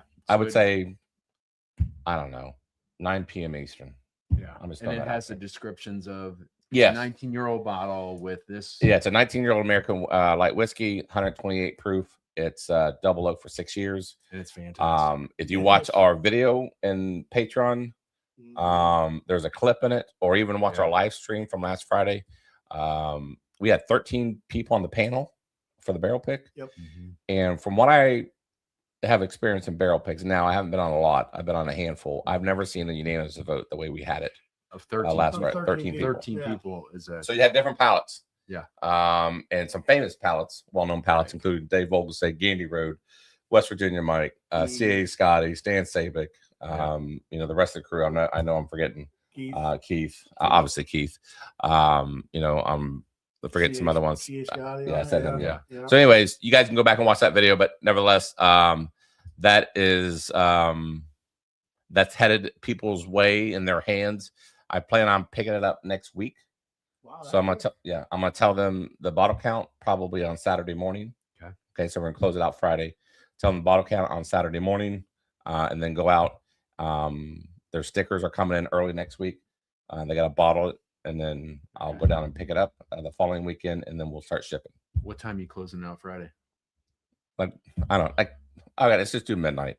Whatever. Midnight Friday. Yes. So Saturday morning. Well, when I wake up Saturday, well, listen, you're correct because I'm not gonna be up that late. You are 100% correct. So whenever I wake up Saturday morning, I'm putting in the order, and we're done. Some people want times. That's why I say let's just do Friday night at midnight. Friday night at midnight. But we all know I'll be in bed, and Charlie's not going to be shutting that thing off. But we all know that. You'll be on Google Meets. Well, I'll be in bed probably. So when I wake up Saturday morning, I'm going to text Cox Creek, say, hey, this is the order. This is it. Start bottling. Yep. Closing The door. All right, we got it. All right. Very good. So, March Madness. Yeah. Oh. If you are a paid Patreon, boy, get ready. We are going to check your emails, please. Make sure your emails are correct in Patreon. Also, we'll post it in our dashboard on Patreon. We are going to do this year's Bourbon and Ballz version of March Madness. We're going to send out an ESPN link. If you haven't already, please create an account. That way you're not doing it at the last second. We're going to do a first, second, and third. You're basically going to do like any other bracket that you've ever filled out. It's going to be free for paid patrons. We are going to give away, the winner gets the newly released Remus 9-year experimental 2 as the bottle. Oh, yeah. And then we'll have some prizes for the second and third place. So that is that on that. Hashtag Marianne for sample pack of random pours. Tonight's super chat is going to be 2-ounce pour of the Forbidden, which we've been sipping on. That was in our whiskey of the year tournament. I forgot to tell Marianne that. And then the Woodford barrel proof rye. That's in, I guess, somewhat celebration of Brown Foreman for her working there. And also the Woodford Reserve Chocolate Whisper Redux was also in our whiskey of the year last year in 2025. That was my old face. Yes. The one other thing I did not tell in Super Chat, I forgot to tell you that we're going to add in Super Chat tonight. If you guys play along, hold on, let me go get it. Uh-oh. Well, I brought it from the car. Oh, okay. We're going to give it away. Hold on. All right. Okay. Pause. Pause. I've never seen him run. It wasn't really a run. It was You did a little footloose slide in there. So some of you guys already have this. So be that as it may. So we're gonna do this for our Patreon. One will go to our Patreon, and one will go to the Super Chat tonight. Okay. You guys are gonna be getting a signed copy. Well, it says the Bourbon and Ballz from Fred Minnick. To your bourbon dreams, Fred Minnick. His bottom shelf. It's a very good read. I'm a quarter of the way through on the audio. Don't get all excited. I was gonna say, you reading it? No, I'm not reading. The audio. Audio. I have the audio book. I've not started it yet. I don't read. I've you know what? I was telling my wife, I can't concentrate. I have finished more books already this year than I did all last year. I've already got 7 books under my belt for this year. And you do audiobooks? No, I've been reading. You do that. that. Okay. Yeah, I've been reading. Okay. Yeah. So, right. anyways, I do audio too. Yeah. so we're gonna give this away tonight with our Super Chat, and the other one will go to one of our paid patrons. Nice. Yeah. So, anyways, and the other one is for me. Well, he wrote to Charlie. Would you guys want one that says to Charlie? I want one that says to me. How do I get it? How about you? You should have came last week. Don't even. I didn't No, know it was about it. great. Dude, it don't matter. Fred You wouldn't have actually gone read anyways. part of his book to us at the event. Yeah, it's like story time with Fred. We stood around like little kids. It was Did he cool. remember you with the hug? And But- the hug and- No, I kept I my think distance they from Fred. have There was a his table audio. between me and Fred. There- I should have told Marianne about that. It's like, hey, your boy, when he hugs, he hugs with a third leg. No, not a third leg. Hey, okay, I'm done. I didn't mean that. Anyways, I'm done. I didn't mean that. Oh, good. My bad. I didn't mean it that way. Well, you said so it. the $5 super chat will get that book, and then Plus the pours. plus the pours, and then the Patreons. We're gonna do a Patreon wheel at some Okay, point. Patreon will. Okay. We'll give it out I don't know. I'll figure it out how we're gonna give it away. All right. Maybe it's one of the prizes in the March Madness one. I don't know. Okay. Yeah, Cool. you know what? Maybe I don't know because what I don't want to do is give it away to you all if they already have it. I don't know. We'll figure it out. Yeah. And then not this week, but next week we're gonna do. I had this idea. This premonition. Is that what it's called? You had okay. Is that what it's called when you think of something? I don't know. Yeah. Premonition. Well, Yes. Yeah. Yes. Epiphany? Thought. Premonition is Okay, I was trying to We're sound. trying to get big words going. Yeah, I know. I was trying to sound a little more educated. okay. Anyways, I had this new thought about super chats. How we're gonna do it. But we're gonna start next week. Okay. What is it? Here's what we're gonna do. You know how we kind of name off 3 things. Yeah. Mhm. Here's what we're gonna do. We're gonna spin a viewer's name. Okay, Okay. that has super chatted. Okay. Okay, so you don't know what the super chat is going into it Okay. as far as the pours. Whoever we spin, we're gonna do 2 things. One, we're gonna spin a person, and then they're gonna, or maybe I'll just do it for chat. I'll do a hashtag. I just do a hashtag. Anyways, the winner of the hashtag game, they're not gonna win anything. They get the viewers get to choose through our only dreams what we give away as a super chat. Let the viewers control the super chat as far as what we give Okay. away, I'm down. because we're always picking, right? Right. So let's let the viewers do Give it. them some options. On a of, super chat. hey, Let them pick what they want. Yeah. Hey. No, well, pick it for the group. Right. So we're gonna do a hashtag, Okay. and that person's gonna be like, all right, for tonight's super chat, it should be this, this, and that. And then so I'll you put give it them in the the thing. list? They'll go off the only drams, and then that super chat group Okay. will play for whatever that person suggested. So instead of the suggestion coming from us, it's gonna come from one viewer. Okay. Cool. We'll have to see how that works. I don't know how it's gonna work. Yeah. Yeah. Again, I thought about this on the way here. So if there's better thoughts about what I just said, but I was thinking about doing like a hashtag super chat, and let's say Gandy wins, or no, I'm saying better yet, let's say Dave wins because he does. Dave wins everything. Dave wins Okay, everything. then Dave will go through the only drams or anything that he sees and says, hey, you know what? Let's do 3 2-ounce pours of this, this, and that. Okay. Okay. find And the then super chat. and then we'll run the race. Gotcha. All right. You follow? That makes sense now. Okay. Yep. I'm with So you. basically it's the viewers shows anyways. Yeah. Yeah. So this is another way of getting them involved. Cool. Instead of we're always Yeah. picking. No, And it quite makes frankly, I sense. get tired of picking. Nope. And let the somebody viewers else. start picking. Let the viewers pick. You know what I'm saying? Yep. Yeah. I thought it was good because I texted you tonight and said, okay, you're not going to be there. Tell me what you want to do for the premium pours, or I'm going to get them. West Virginia guy, didn't Gandy Road invent that idea? Wait a minute. Was that's an idea before? If it was, then I don't mean to copy, but Oh yeah. I don't. That's Charlie. Look no, at that. I Selective swear, I just amnesia. thought of it on the way Selective here. amnesia. Look I at thought that. to myself, what way Oh. can we bring the viewers more into the show? Okay. No. Good idea, Gandy. Thanks, Gandy. Oh my God. Don't even. That was not Gandy's idea. If it was, I'm sorry. But now I know how Dave feels like in that with that what's that freaking bourbon? What's that Yeah. Spring Hill or whatever that Yeah, Spring Hill. or whatever that is? Yeah. Anyways. Silver Spring. Silver Spring. Spring. Yeah. Yes. Now I know how Dave Sweet- Douglas sweet rye. feels. Sweet rye, man. Dumb question. Do we miss a double pour decision murder mystery email? You know what? It's not a dumb question. Here's the thing. I've been busy, and that's no excuse. But honestly, this barrel pick has taken over my free time. And if you guys don't know, I have 2 jobs, like real ones. I do what I do during the day, and I do real estate during the evenings when I do. For whatever reason, this week has been busy, so I haven't had a lot of time to think. And I didn't want to just put out a crappy ass murder mystery. Oh, we So delayed it too because we thought we were going everything over to Only Drink. that's another reason why Yeah. we thought we are going over to Communities app. So All apologies. yeah, my apologies for sure. But I want to get a good one because so just give me a minute and I'll get a new murder mystery out. What? Mr. Shake. So who that was? Let's Yeah. celebrate me getting. Oh, nice! Everybody in chat, Hey, you guys know this. hey, John. John got a job offer Thanks, today. brother. Now he didn't say he took it. He just said I got a job. he got a job offer. An offer. He never said he took the job.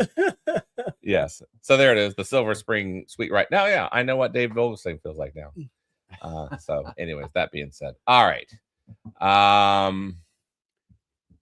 I think we are, and hello, chat. By the way, I'm sorry I was late, but I went to go watch a friend.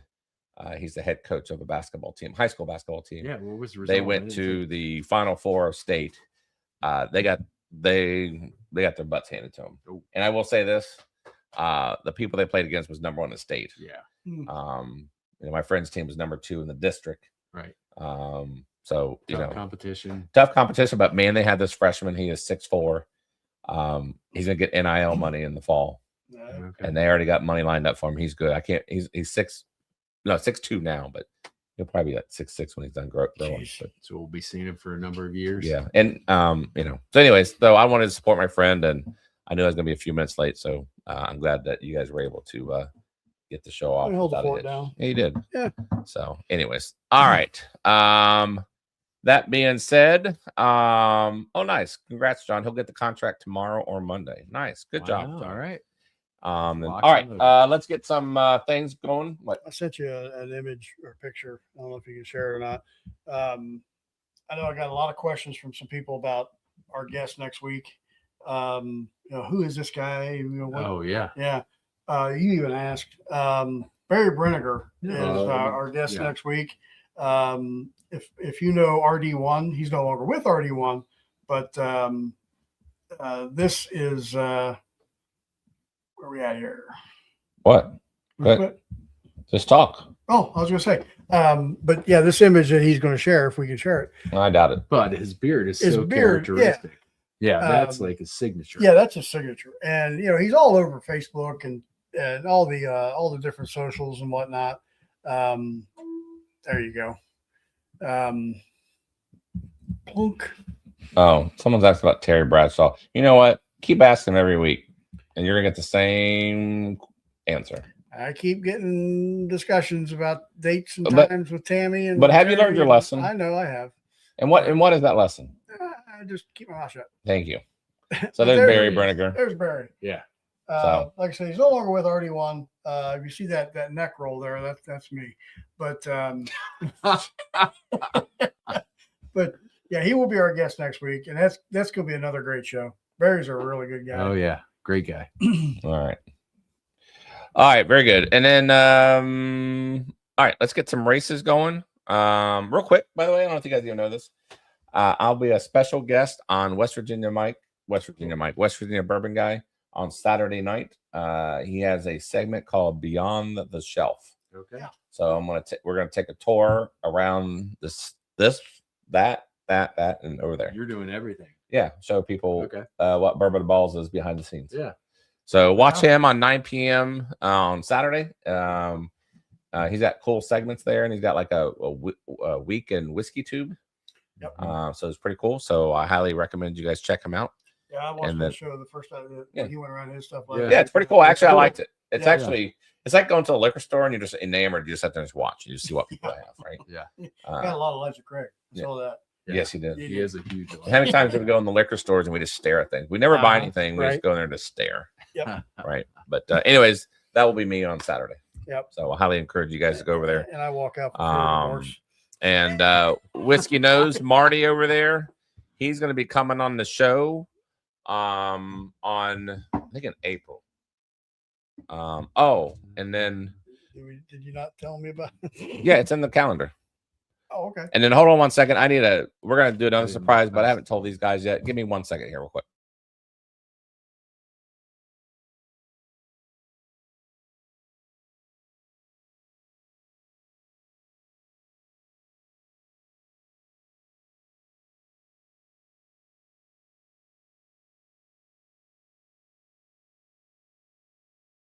Okay, so we quit. I just told shut up. I just told them because I forgot to tell them this.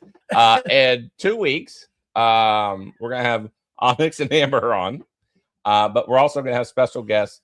They just found out 2 seconds ago that I'm out of here. that they're gonna take a break, and we're gonna have some fill-ins.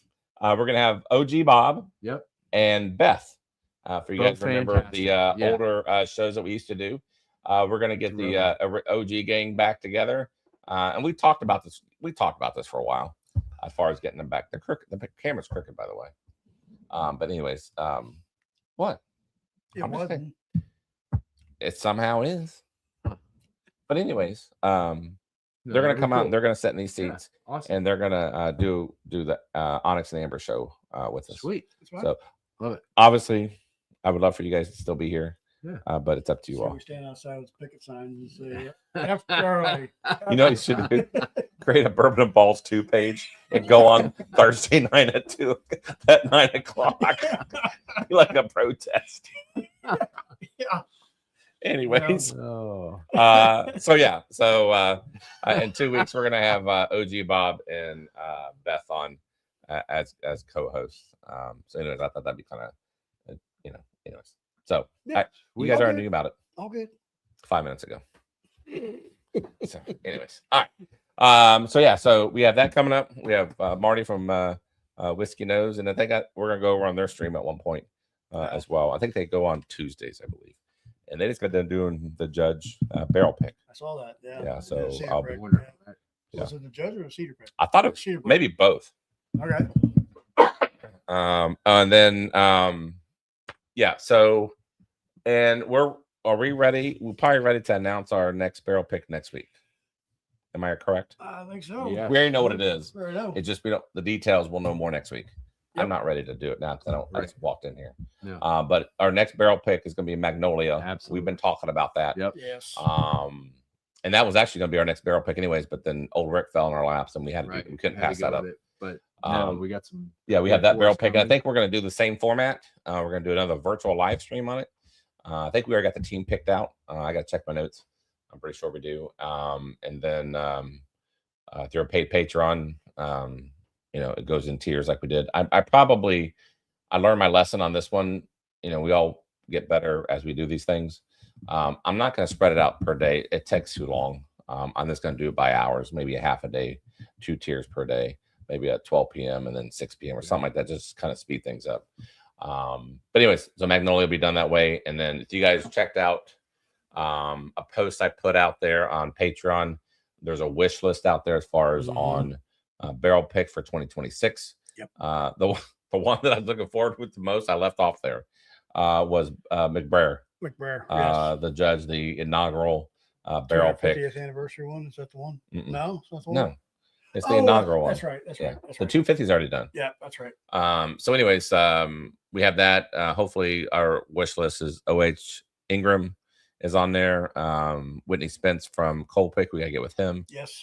And there's a couple of the barrel picks. I forget. A.M. Scott's one. A.M. Scott, yeah. Scott. Oh, then we're gonna go Ingram. back to we're gonna go back to Old Rick.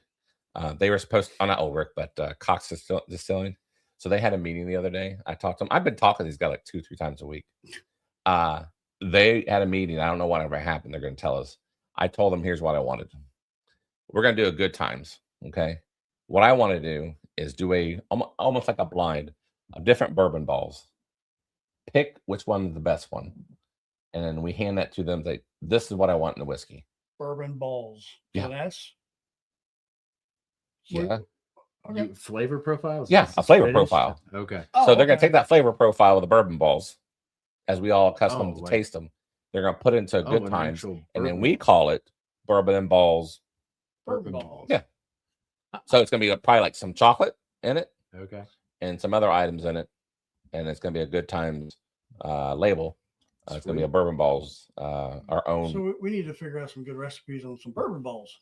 What? Just go buy some. I'm not freaking making them. What are you talking about recipes? Oh no, we got. Oh, we gotta do some homework, Yeah, yeah. we got to do some I'm homework. not making Yeah, bourbon no, balls. I'm Go making buy them. them. No, I'll make we're them. not just slapping this together there, bro. Anyways. It's not how this works. No, hell no. All right. Anyways, you get the Hell premise no. of it. No, So I talked to them about that, and we also talked about a 11-year. They got 11-year Old Rick finished in a stag barrel. Oh. Also talk about an Old Zach. So all these things I mentioned, we may not be able to fit them in 2026, but these are on our wish list. So if we can be successful on maybe 2/3 of them, then that'll be a good year for us. Yes, it would. I mean, that old Rick pick is. And I will say this: phenomenal. these barrel picks are becoming addictive. They are. Like they're fun to do. Yeah. As long as we don't go broke. Yep. And that's the whole premise. That's the whole thing. Oh, Yeah. we can call them sweaty balls. Yeah. That's what she said. Not So I didn't say it. Someone else said it. Chat. funny. Brian, there's a trick to it. He said Patreon still sold out on all tiers. Here's the trick: sign out of Patreon and sign back in. It refreshes the page because otherwise it keeps what's that called, a cache? Yeah. It keeps that information in your cache. Yep. And it shows that it's sold out still. Yeah. I opened Patreon back up, so in order for you to get rid of that cache, is that how you pronounce it? Yep, cash. Yeah. Okay, cache is to sign out and then sign back in, and it'll take care of the problem. Is it A couple people, C-A-C-A-C-H-E. for you computer nerds out there, you know what I'm talking about. They say cash. It's cash. It's basically stored information to make the website go faster, right? It's Instead, kind of like RAM and ROM. If you don't, you got all this RAM, you got all the ROM, but you don't have that. You got to shut off the computer and clean it up so you get rid of your ROM. don't. Nobody in this chat knows the hell I'm sure they do. RAM and ROM. Over my head. Erica from upstairs. Do you know what RAM is and what ROM is? She did last night. I'm just kidding. Not ramen. Oh no! I'm kidding. I'm kidding. I don't know why you said that. I'm just kidding. I had to say that. I'm sorry. I'm just kidding. She wasn't here last night. So I'm sorry. I'm just kidding. I'm kidding. I was kidding. I'm kidding. I'm kidding. Oh, she didn't even realize. All right. She didn't even realize what it was. I'm kidding. All right. She wasn't here. Will you shut up?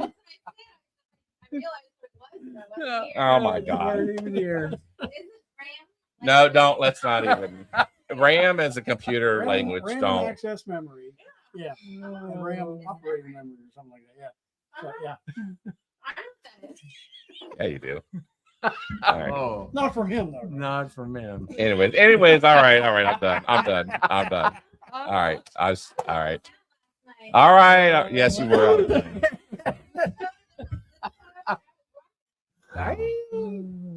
You open yourself up to that one. All right. I don't even know where we're going with all this. All right. Let's do this hashtag. Let's. I'm talking to you. Hey, listen, real quick. You want to get him? Yeah. One thing you didn't do, I had to turn it on and it didn't collect anything hardly. The hashtag, you never turned it on. Damn. Yes. So everybody in chat, hashtag Marianne if you want to get into the port because Jeff forgot to turn it on. I thought I had it. No, you did not. See, Harold, of course, would do that. So, all right, hashtag Marianne. Read only. There you go. Thank you. Open both. There you go, Sandy Jones. Get it started. There we go. Get it started. All right. Jeff So, forgot to turn it on. tonight, in honor of There's no honor. What are we doing? Patty's Day. Honor of St. Pat. That's right. Speaking of March 17th, if you have not seen already or heard already, Bourbon on the Banks tickets go on sale March 17th. And the surprise. How much are they? I gotta look and see. I'm Like not $50, sure. right? Something like that. 50, or 75. 60 But they bucks. also have an early entry ticket now. Oh, okay. Yeah. So you can get in a whole hour early to Meet with the The distillers. one and thing stuff that like we need to Go ahead and double. the one thing that we need to figure out is hotel. Yeah, That's very important. That was the thing, and Tom Morrow's not on here, but the hotel it's right across the street from, and Sandy may know this too. That's the only place to stay. That's about the only place to stay. It's right across the street from the festival. Yeah. And they're in the middle of renovations right now. So right now, if you go on, it shows that the rooms Sold are out. all sold out, but they plan to have them available and ready for the time of the festival. I would imagine. So You know what? Maybe by time Maybe it's by the 17th. well, maybe we'll give them a call. We'll find out and we'll post it in the Patreon yeah, thing. we will. Okay, very good. But yeah, that's the deal. If you try to get on and get it, it's sold out. Sandy Jones says tickets were $85 last year. You serious? Yeah. You serious, Clark? Yep. Wow. Okay. You know what? Still better than But there's also, like I said, KDF. that additional ticket I sent out a link on our Facebook page with the link to Eventbrite as to where all the tickets are going to be sold. You can actually log into Eventbrite and sign in for Bourbon on the Banks. And Patrick, you spelled Marianne wrong. It will notify you when the tickets are available, and you can get them there. And it gives you all the information and the specs on the tickets. Marianne is M like Maria The box. plus NNE. That's the best way to do it. All right. All right, so- we'll give Patrick a minute or so, and then we will get going on the spin. Then we'll get the ducks going on in here, and let's get out of here and let's get to Google Meets. Yep. And So then, oh yeah, we got to try this thing. Whatever, that's not going to work. yeah, we got the lockbox. How'd you get these? I bought these. Why? Why? Because they're good. How much were they? I want to say the redhead was 100, and then Dollars? ish, and then the Writer's Tears was around 80 ish. The double oak. When'd you buy these? This is like my third or fourth bottle of each. I'm telling you, it is. Easy, pour. Hold on, Weller needs to go out.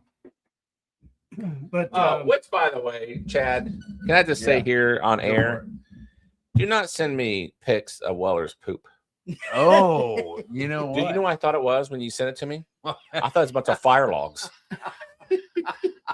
That's what it looks like. It looks like a bunch of fire logs. You'll be able to go out there and see it. So, Chad, wanted- I was at the basketball game earlier, and they're doing their pre-gaming and getting things set up. He sends me a text message of what I thought originally was a bunch of firewood, and I zoom in, and it's Weller's poop. Hey, it is. I just wanted you it documented because it's in your neighbor's yard. Didn't you pick it up? That's where I text you. I said It's in my neighbor's yard. I Dude, we went over this. I before. walked. I know. I walked. Why the did you let dog- him go there? Did you have him on a it's leash? Right on the line. You had him Yes. on a leash? He went right over the line.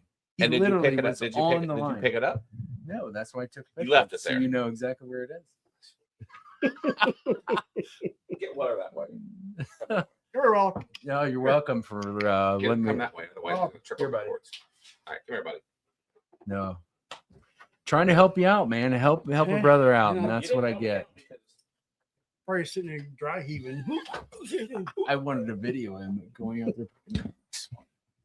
So, cheers. This is the Writer's Tears Double Oak. It is an Irish whiskey. All right, It if I'm is being honest right now, it smells like Kool-Aid. Kool-Aid. It is. What is It's it? like 96 cur- proof. It's like Capri Sun. It is aged in American and French oak. It is a product of Ireland. It is 92 proof. This is awful. Get the definitely the oakiness on it. For sure. All right. This is like water. There's no taste to this thing. No, it has taste. This is like Dasani water. And then you should be able to drink it. Well, yeah, but there's no water. I mean, there's no taste to it. Or it's plenty of taste. No, it's not. I get it. I get the I mean, it's not awful. I'll say that because I can't taste anything. And then the other one we have here is called Redhead. Don't taste like. Okay. This Don't is taste like also anything. 92 proof, I want to get water. triple distilled. What's the difference? Let's see. No. This is a Oloroso sherry, Sherry. Okay. cask. You can see the slight color difference. Yeah, it's a little bit more reddish. Reddish. Let Let me try that bad boy. Forward you one right there. Oh, sweet. Thanks, man. But I'm a big fan of Writers too. I like a lot of Irish whiskey myself. All right, is this the other one? Yep. What is this? This is called Redhead. Oh, this has got some deeper notes. Yep, it's got an Oloroso. It's in an Oloroso sherry cask. This was a American and French oak, and the grain type on this one was barley. Oh man, Elijah Craig, buddy, I'm sorry to hear that. He had to put his dog down today. Oh man, I would never get rid of No. one. He's my boy. I love that guy. I'm sorry to hear that, bud. That's that's the one thing when we got Weller, it's like, yes, well, I want a dog and all that kind of stuff. I want another dog. Yeah. It's just you just know You know. yep, you're gonna Yeah. get attached to this dog and his Yep. family, and there's gonna be a day, yeah. and they don't live that No. long. Yeah.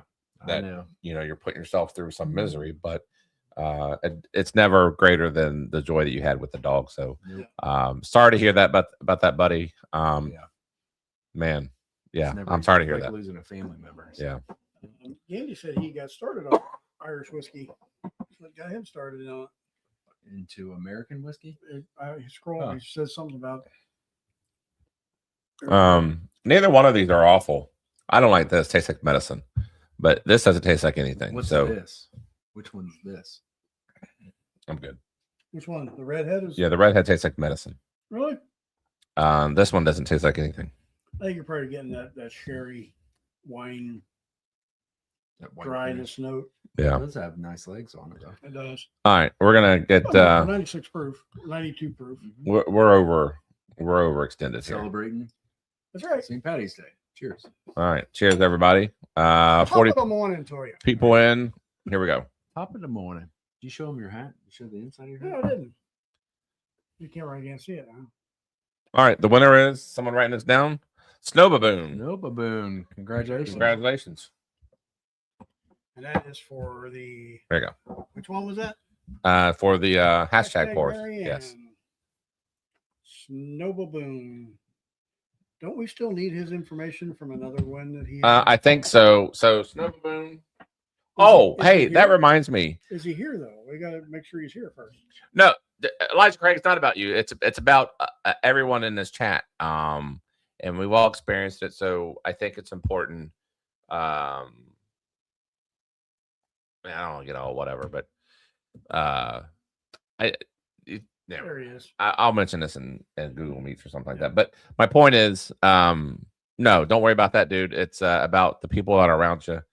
You're better off sharing your triumphs and your your sad events and all that kind of stuff with people around you than being alone and doing it. Right. Yep. So Yeah, you don't. with that being said. Sweet Lisa, welcome. And Snowbaboon. I think we are sitting here. Oh, Whiskey Bill. I figured it out the other day.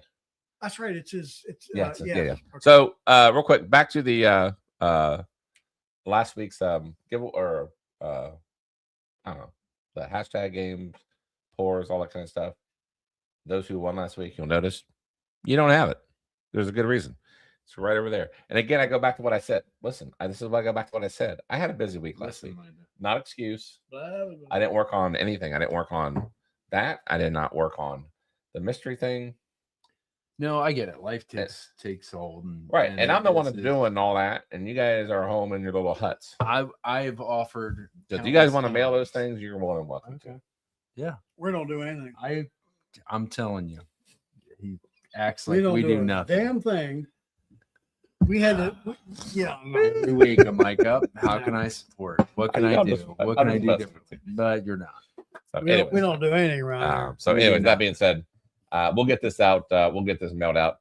And actually, you know what I might do is the blame. When stuff doesn't go right, it's always what'd you say? Uncoachable? Uncoachable. I told him that multiple all right. I'm gonna get the super chats going. If you got any other news that you want to go over, have at it, my friend. One of the biggest news locally is Miami lost. Oh, that's awesome. First round of the MAC to who did they lose to? UMass. UMass, yeah. But you know what? I'll take it. They made it through the season. You know what? Sometimes you got to get. Let me ask you this: what happens when back up? they end up being in like 11 seed in the tournament now, and then they get knocked out again? And don't you think that your season's all lost? Like 31-0 doesn't mean anything anymore because you guys lost your last 2 games.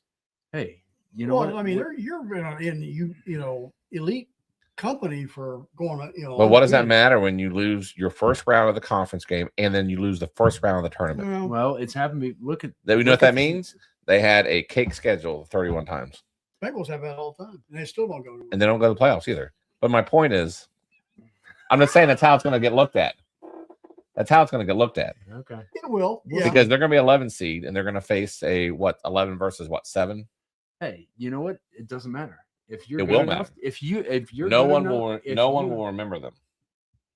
Is what I'm saying. If you're good enough to win, you'll win. But they're not. So you know what? Look at Ohio State versus Michigan a few years ago. And I'm rooting for them. They lost. I really Michigan and then came back. Sometimes getting knocked down and get punched in the mouth. Here comes your philosophical exactly stuff. But what no, I you get all that. need to be able to rise to the top. So that's right. We'll see. We'll see.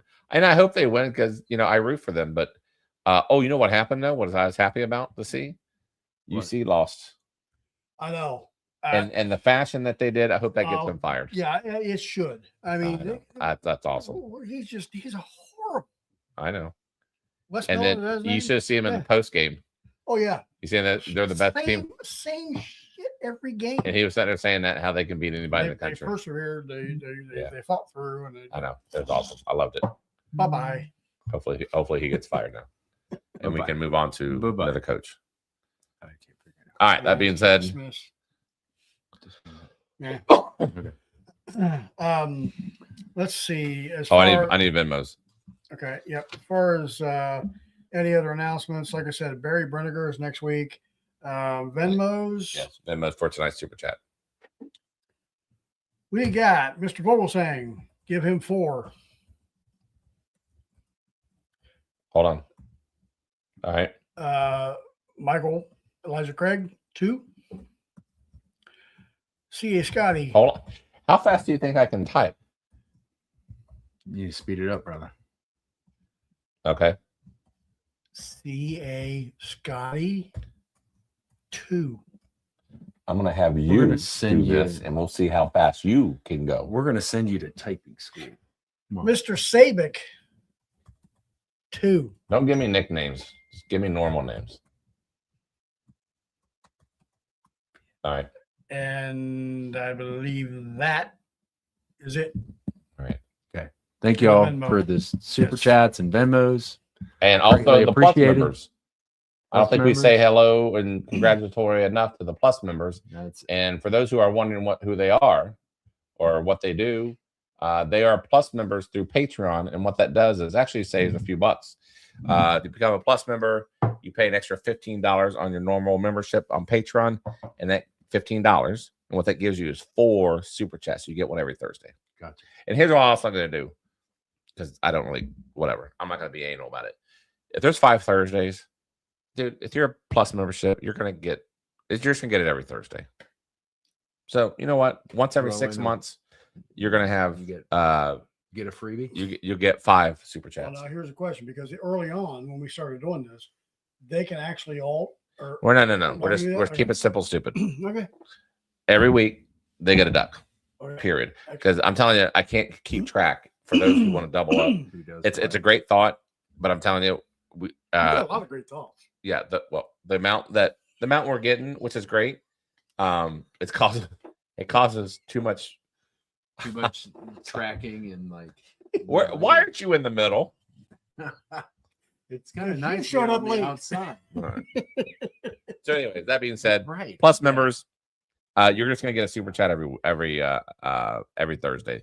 So if there's- wow. did you miss the whole entire glass? Oh, I about did, yeah. you missed the whole. What we about did? Look, half the glass is on the Oh, boy. table. It Oh, popped over the. Jesus. And where did you get that rag? That's not meant for a cleanup rag. Got it over. That's a microfiber duster for my phone. Not anymore. Well, it's gonna smell like Irish whiskey now. Let's get off this show before I swear to God. Oh, dude, that's why it's got to be washed at some point. You don't wash those things. Shut up. You are so full of it. All right, it's gonna smell like total Irish whiskey. Yeah. We're gonna go all in. Clean it up.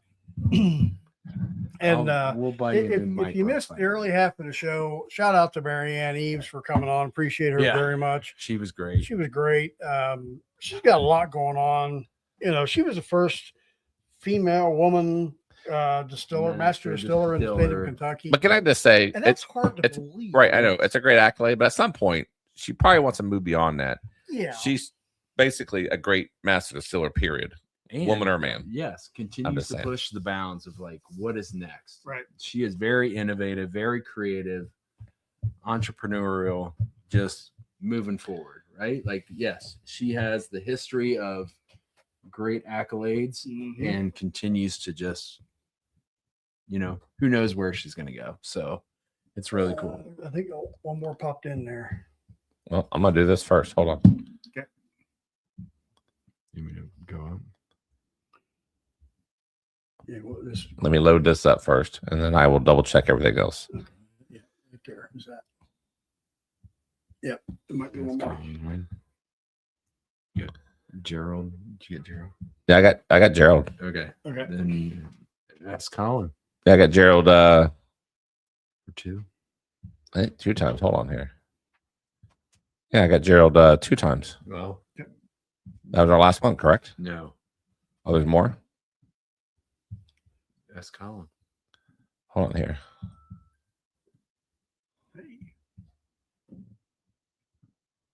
No, that's the first one.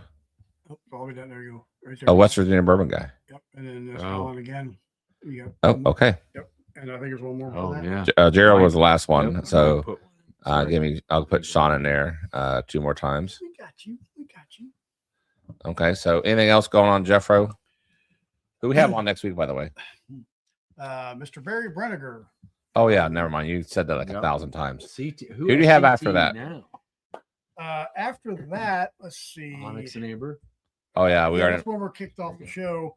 That we found out about tonight, but that's all Great good. replacements, though. Beth. Oh yeah, great. Yeah. Yeah, it's the OG. You know what though? If you go back and watch our very first live stream, it is No. horrible. It is. Okay. We're like, are we on live? We here? Are those still out there? Dude, Can it's you go on. It's back? on. It's on our. Is You it look all our in there? videos. Okay. Look, it's only lasted. Our live stream is only 11 minutes. No, that'll be great. It was awesome. You gotta go back and watch it. It's they're awesome. it's great. It's just funny as far as it shows you where we came BTM. from and BTM for 20. hold on a second. So one more for BC. So Onyx and Amber, March 26th. Tyler Boone, yes, April 2nd. Yep. Independent Staves, April 9th. Yes. So We also have another nice little surprise coming up. Nancy Fraley. will You be nailed her joining- today. yeah, nice Yep. score, man. Yep, Nancy Fraley will be joining Heck us yeah. soon. I didn't mean it that way. Well, yeah, but that'll be another great show. No, awesome. Yeah, That's big. awesome. Yeah. When's she coming on?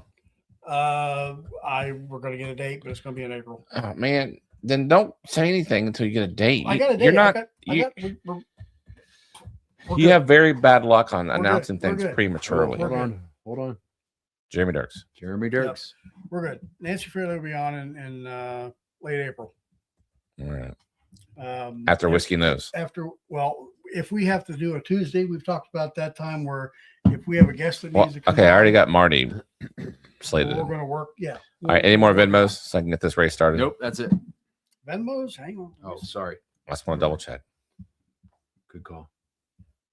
I don't leave, only leave my out.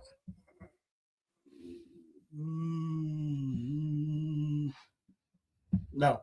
On the Venmo. All right, so real quick. Run it. No, hold on. I want to thank everybody first. Mr. Sean Conlon, these are your first 4. Yay, Charlie's in the house. About damn time, too. Mr. Dooley, yes, go hit like that like button. I used to work for a guy named Mr. Dooley. I don't know who this Dooley is, but his name is Keith Dooley. Keith Dooley. I'm sure it's not the same person. This is a new name that we've Yeah. seen. So Yes, we're all so thanks give a on Bourbon that. and Balls cheers to Mr. Dooley. Mr. Bortner, welcome back. I don't have a drinking problem, but I have a buying problem. And yes, amen to that. The lovely Miss Sandy Jones. Did you contact her? I have not, and I will. Yeah, I know. Don't worry, Sandy. You know what she said? What'd she say? She'll see it by Christmas. No, she won't. Yes. Everybody knows you, Jeff. Oh, no. Sandy, I'll That's be- why you are named Crickets McMullen in my phone. He does not return calls. He does not Not return. you, motherfucker. He does not return messages. His name Oh, is I Crickets. absolutely do return messages. Yeah, Sandy, I will maybe call not you. in the same year. I will call you. Sandy. Frank, thank you. That interview was option. See, that's why he needs to be in between us. 'Cause you're way too close to me. You're right, because you get your ass Great. This No, you is know what? great. to you. I'm gonna stick Marianne on you. She'll jiu-jitsu your ass all the way back. She probably would. Yes, you probably would. Frank, thanks for your super chat, your $10 one. Appreciate it, buddy. Husky Dog, hope all is well with your health. Cheers to you, buddy, as always. Marty, Whiskey Nose, my friend. We're gonna do some collaborations there. We'll probably maybe do a barrel pick together. That'd be nice.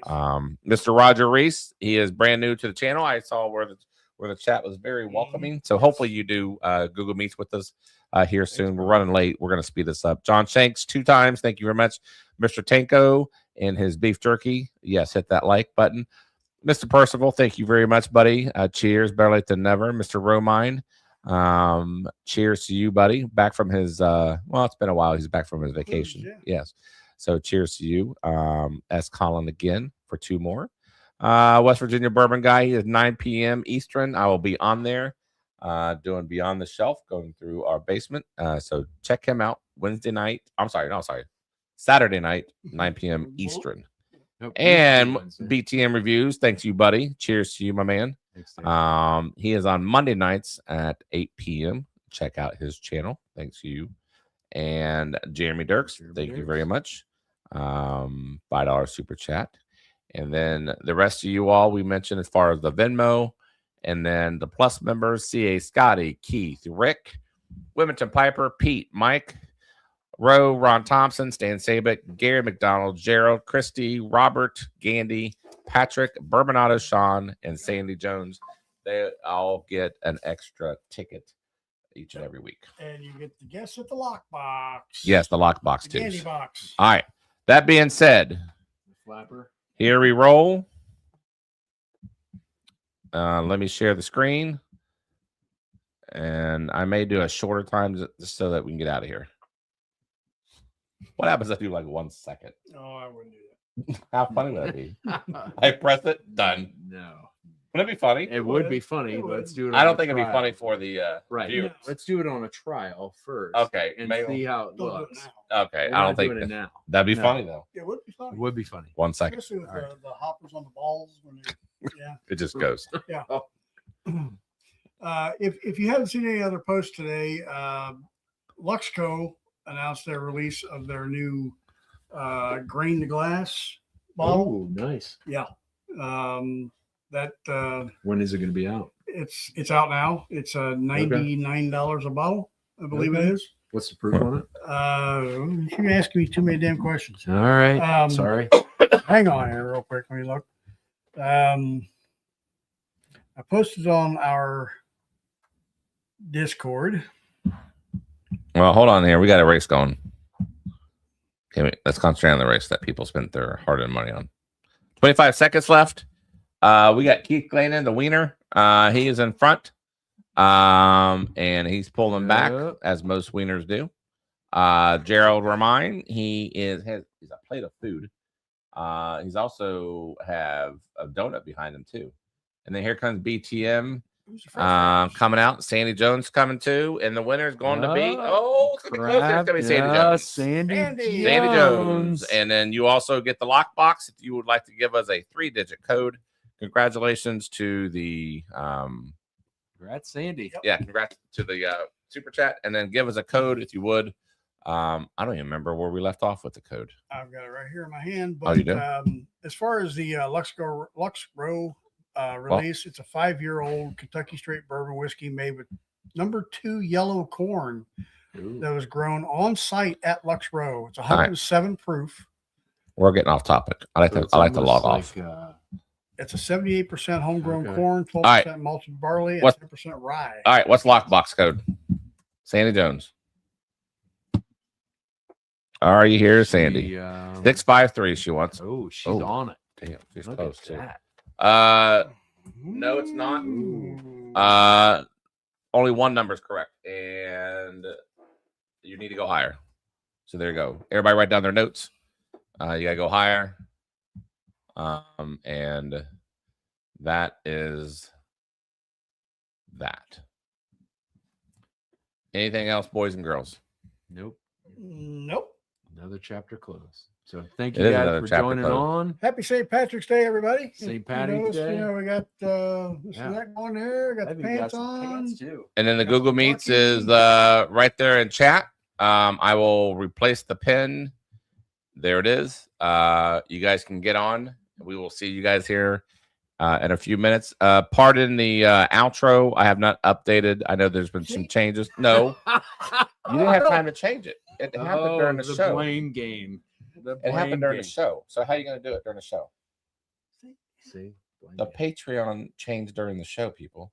Okay. So explain how you're going to change it during the show. You shouldn't have to wait till after the next show. Anyways, I'm apologizing for being. You guys are a bunch of numbnuts. All right. We'll see you guys in Google Meets. All right. Cheers, Thank you everybody. guys. Cheers.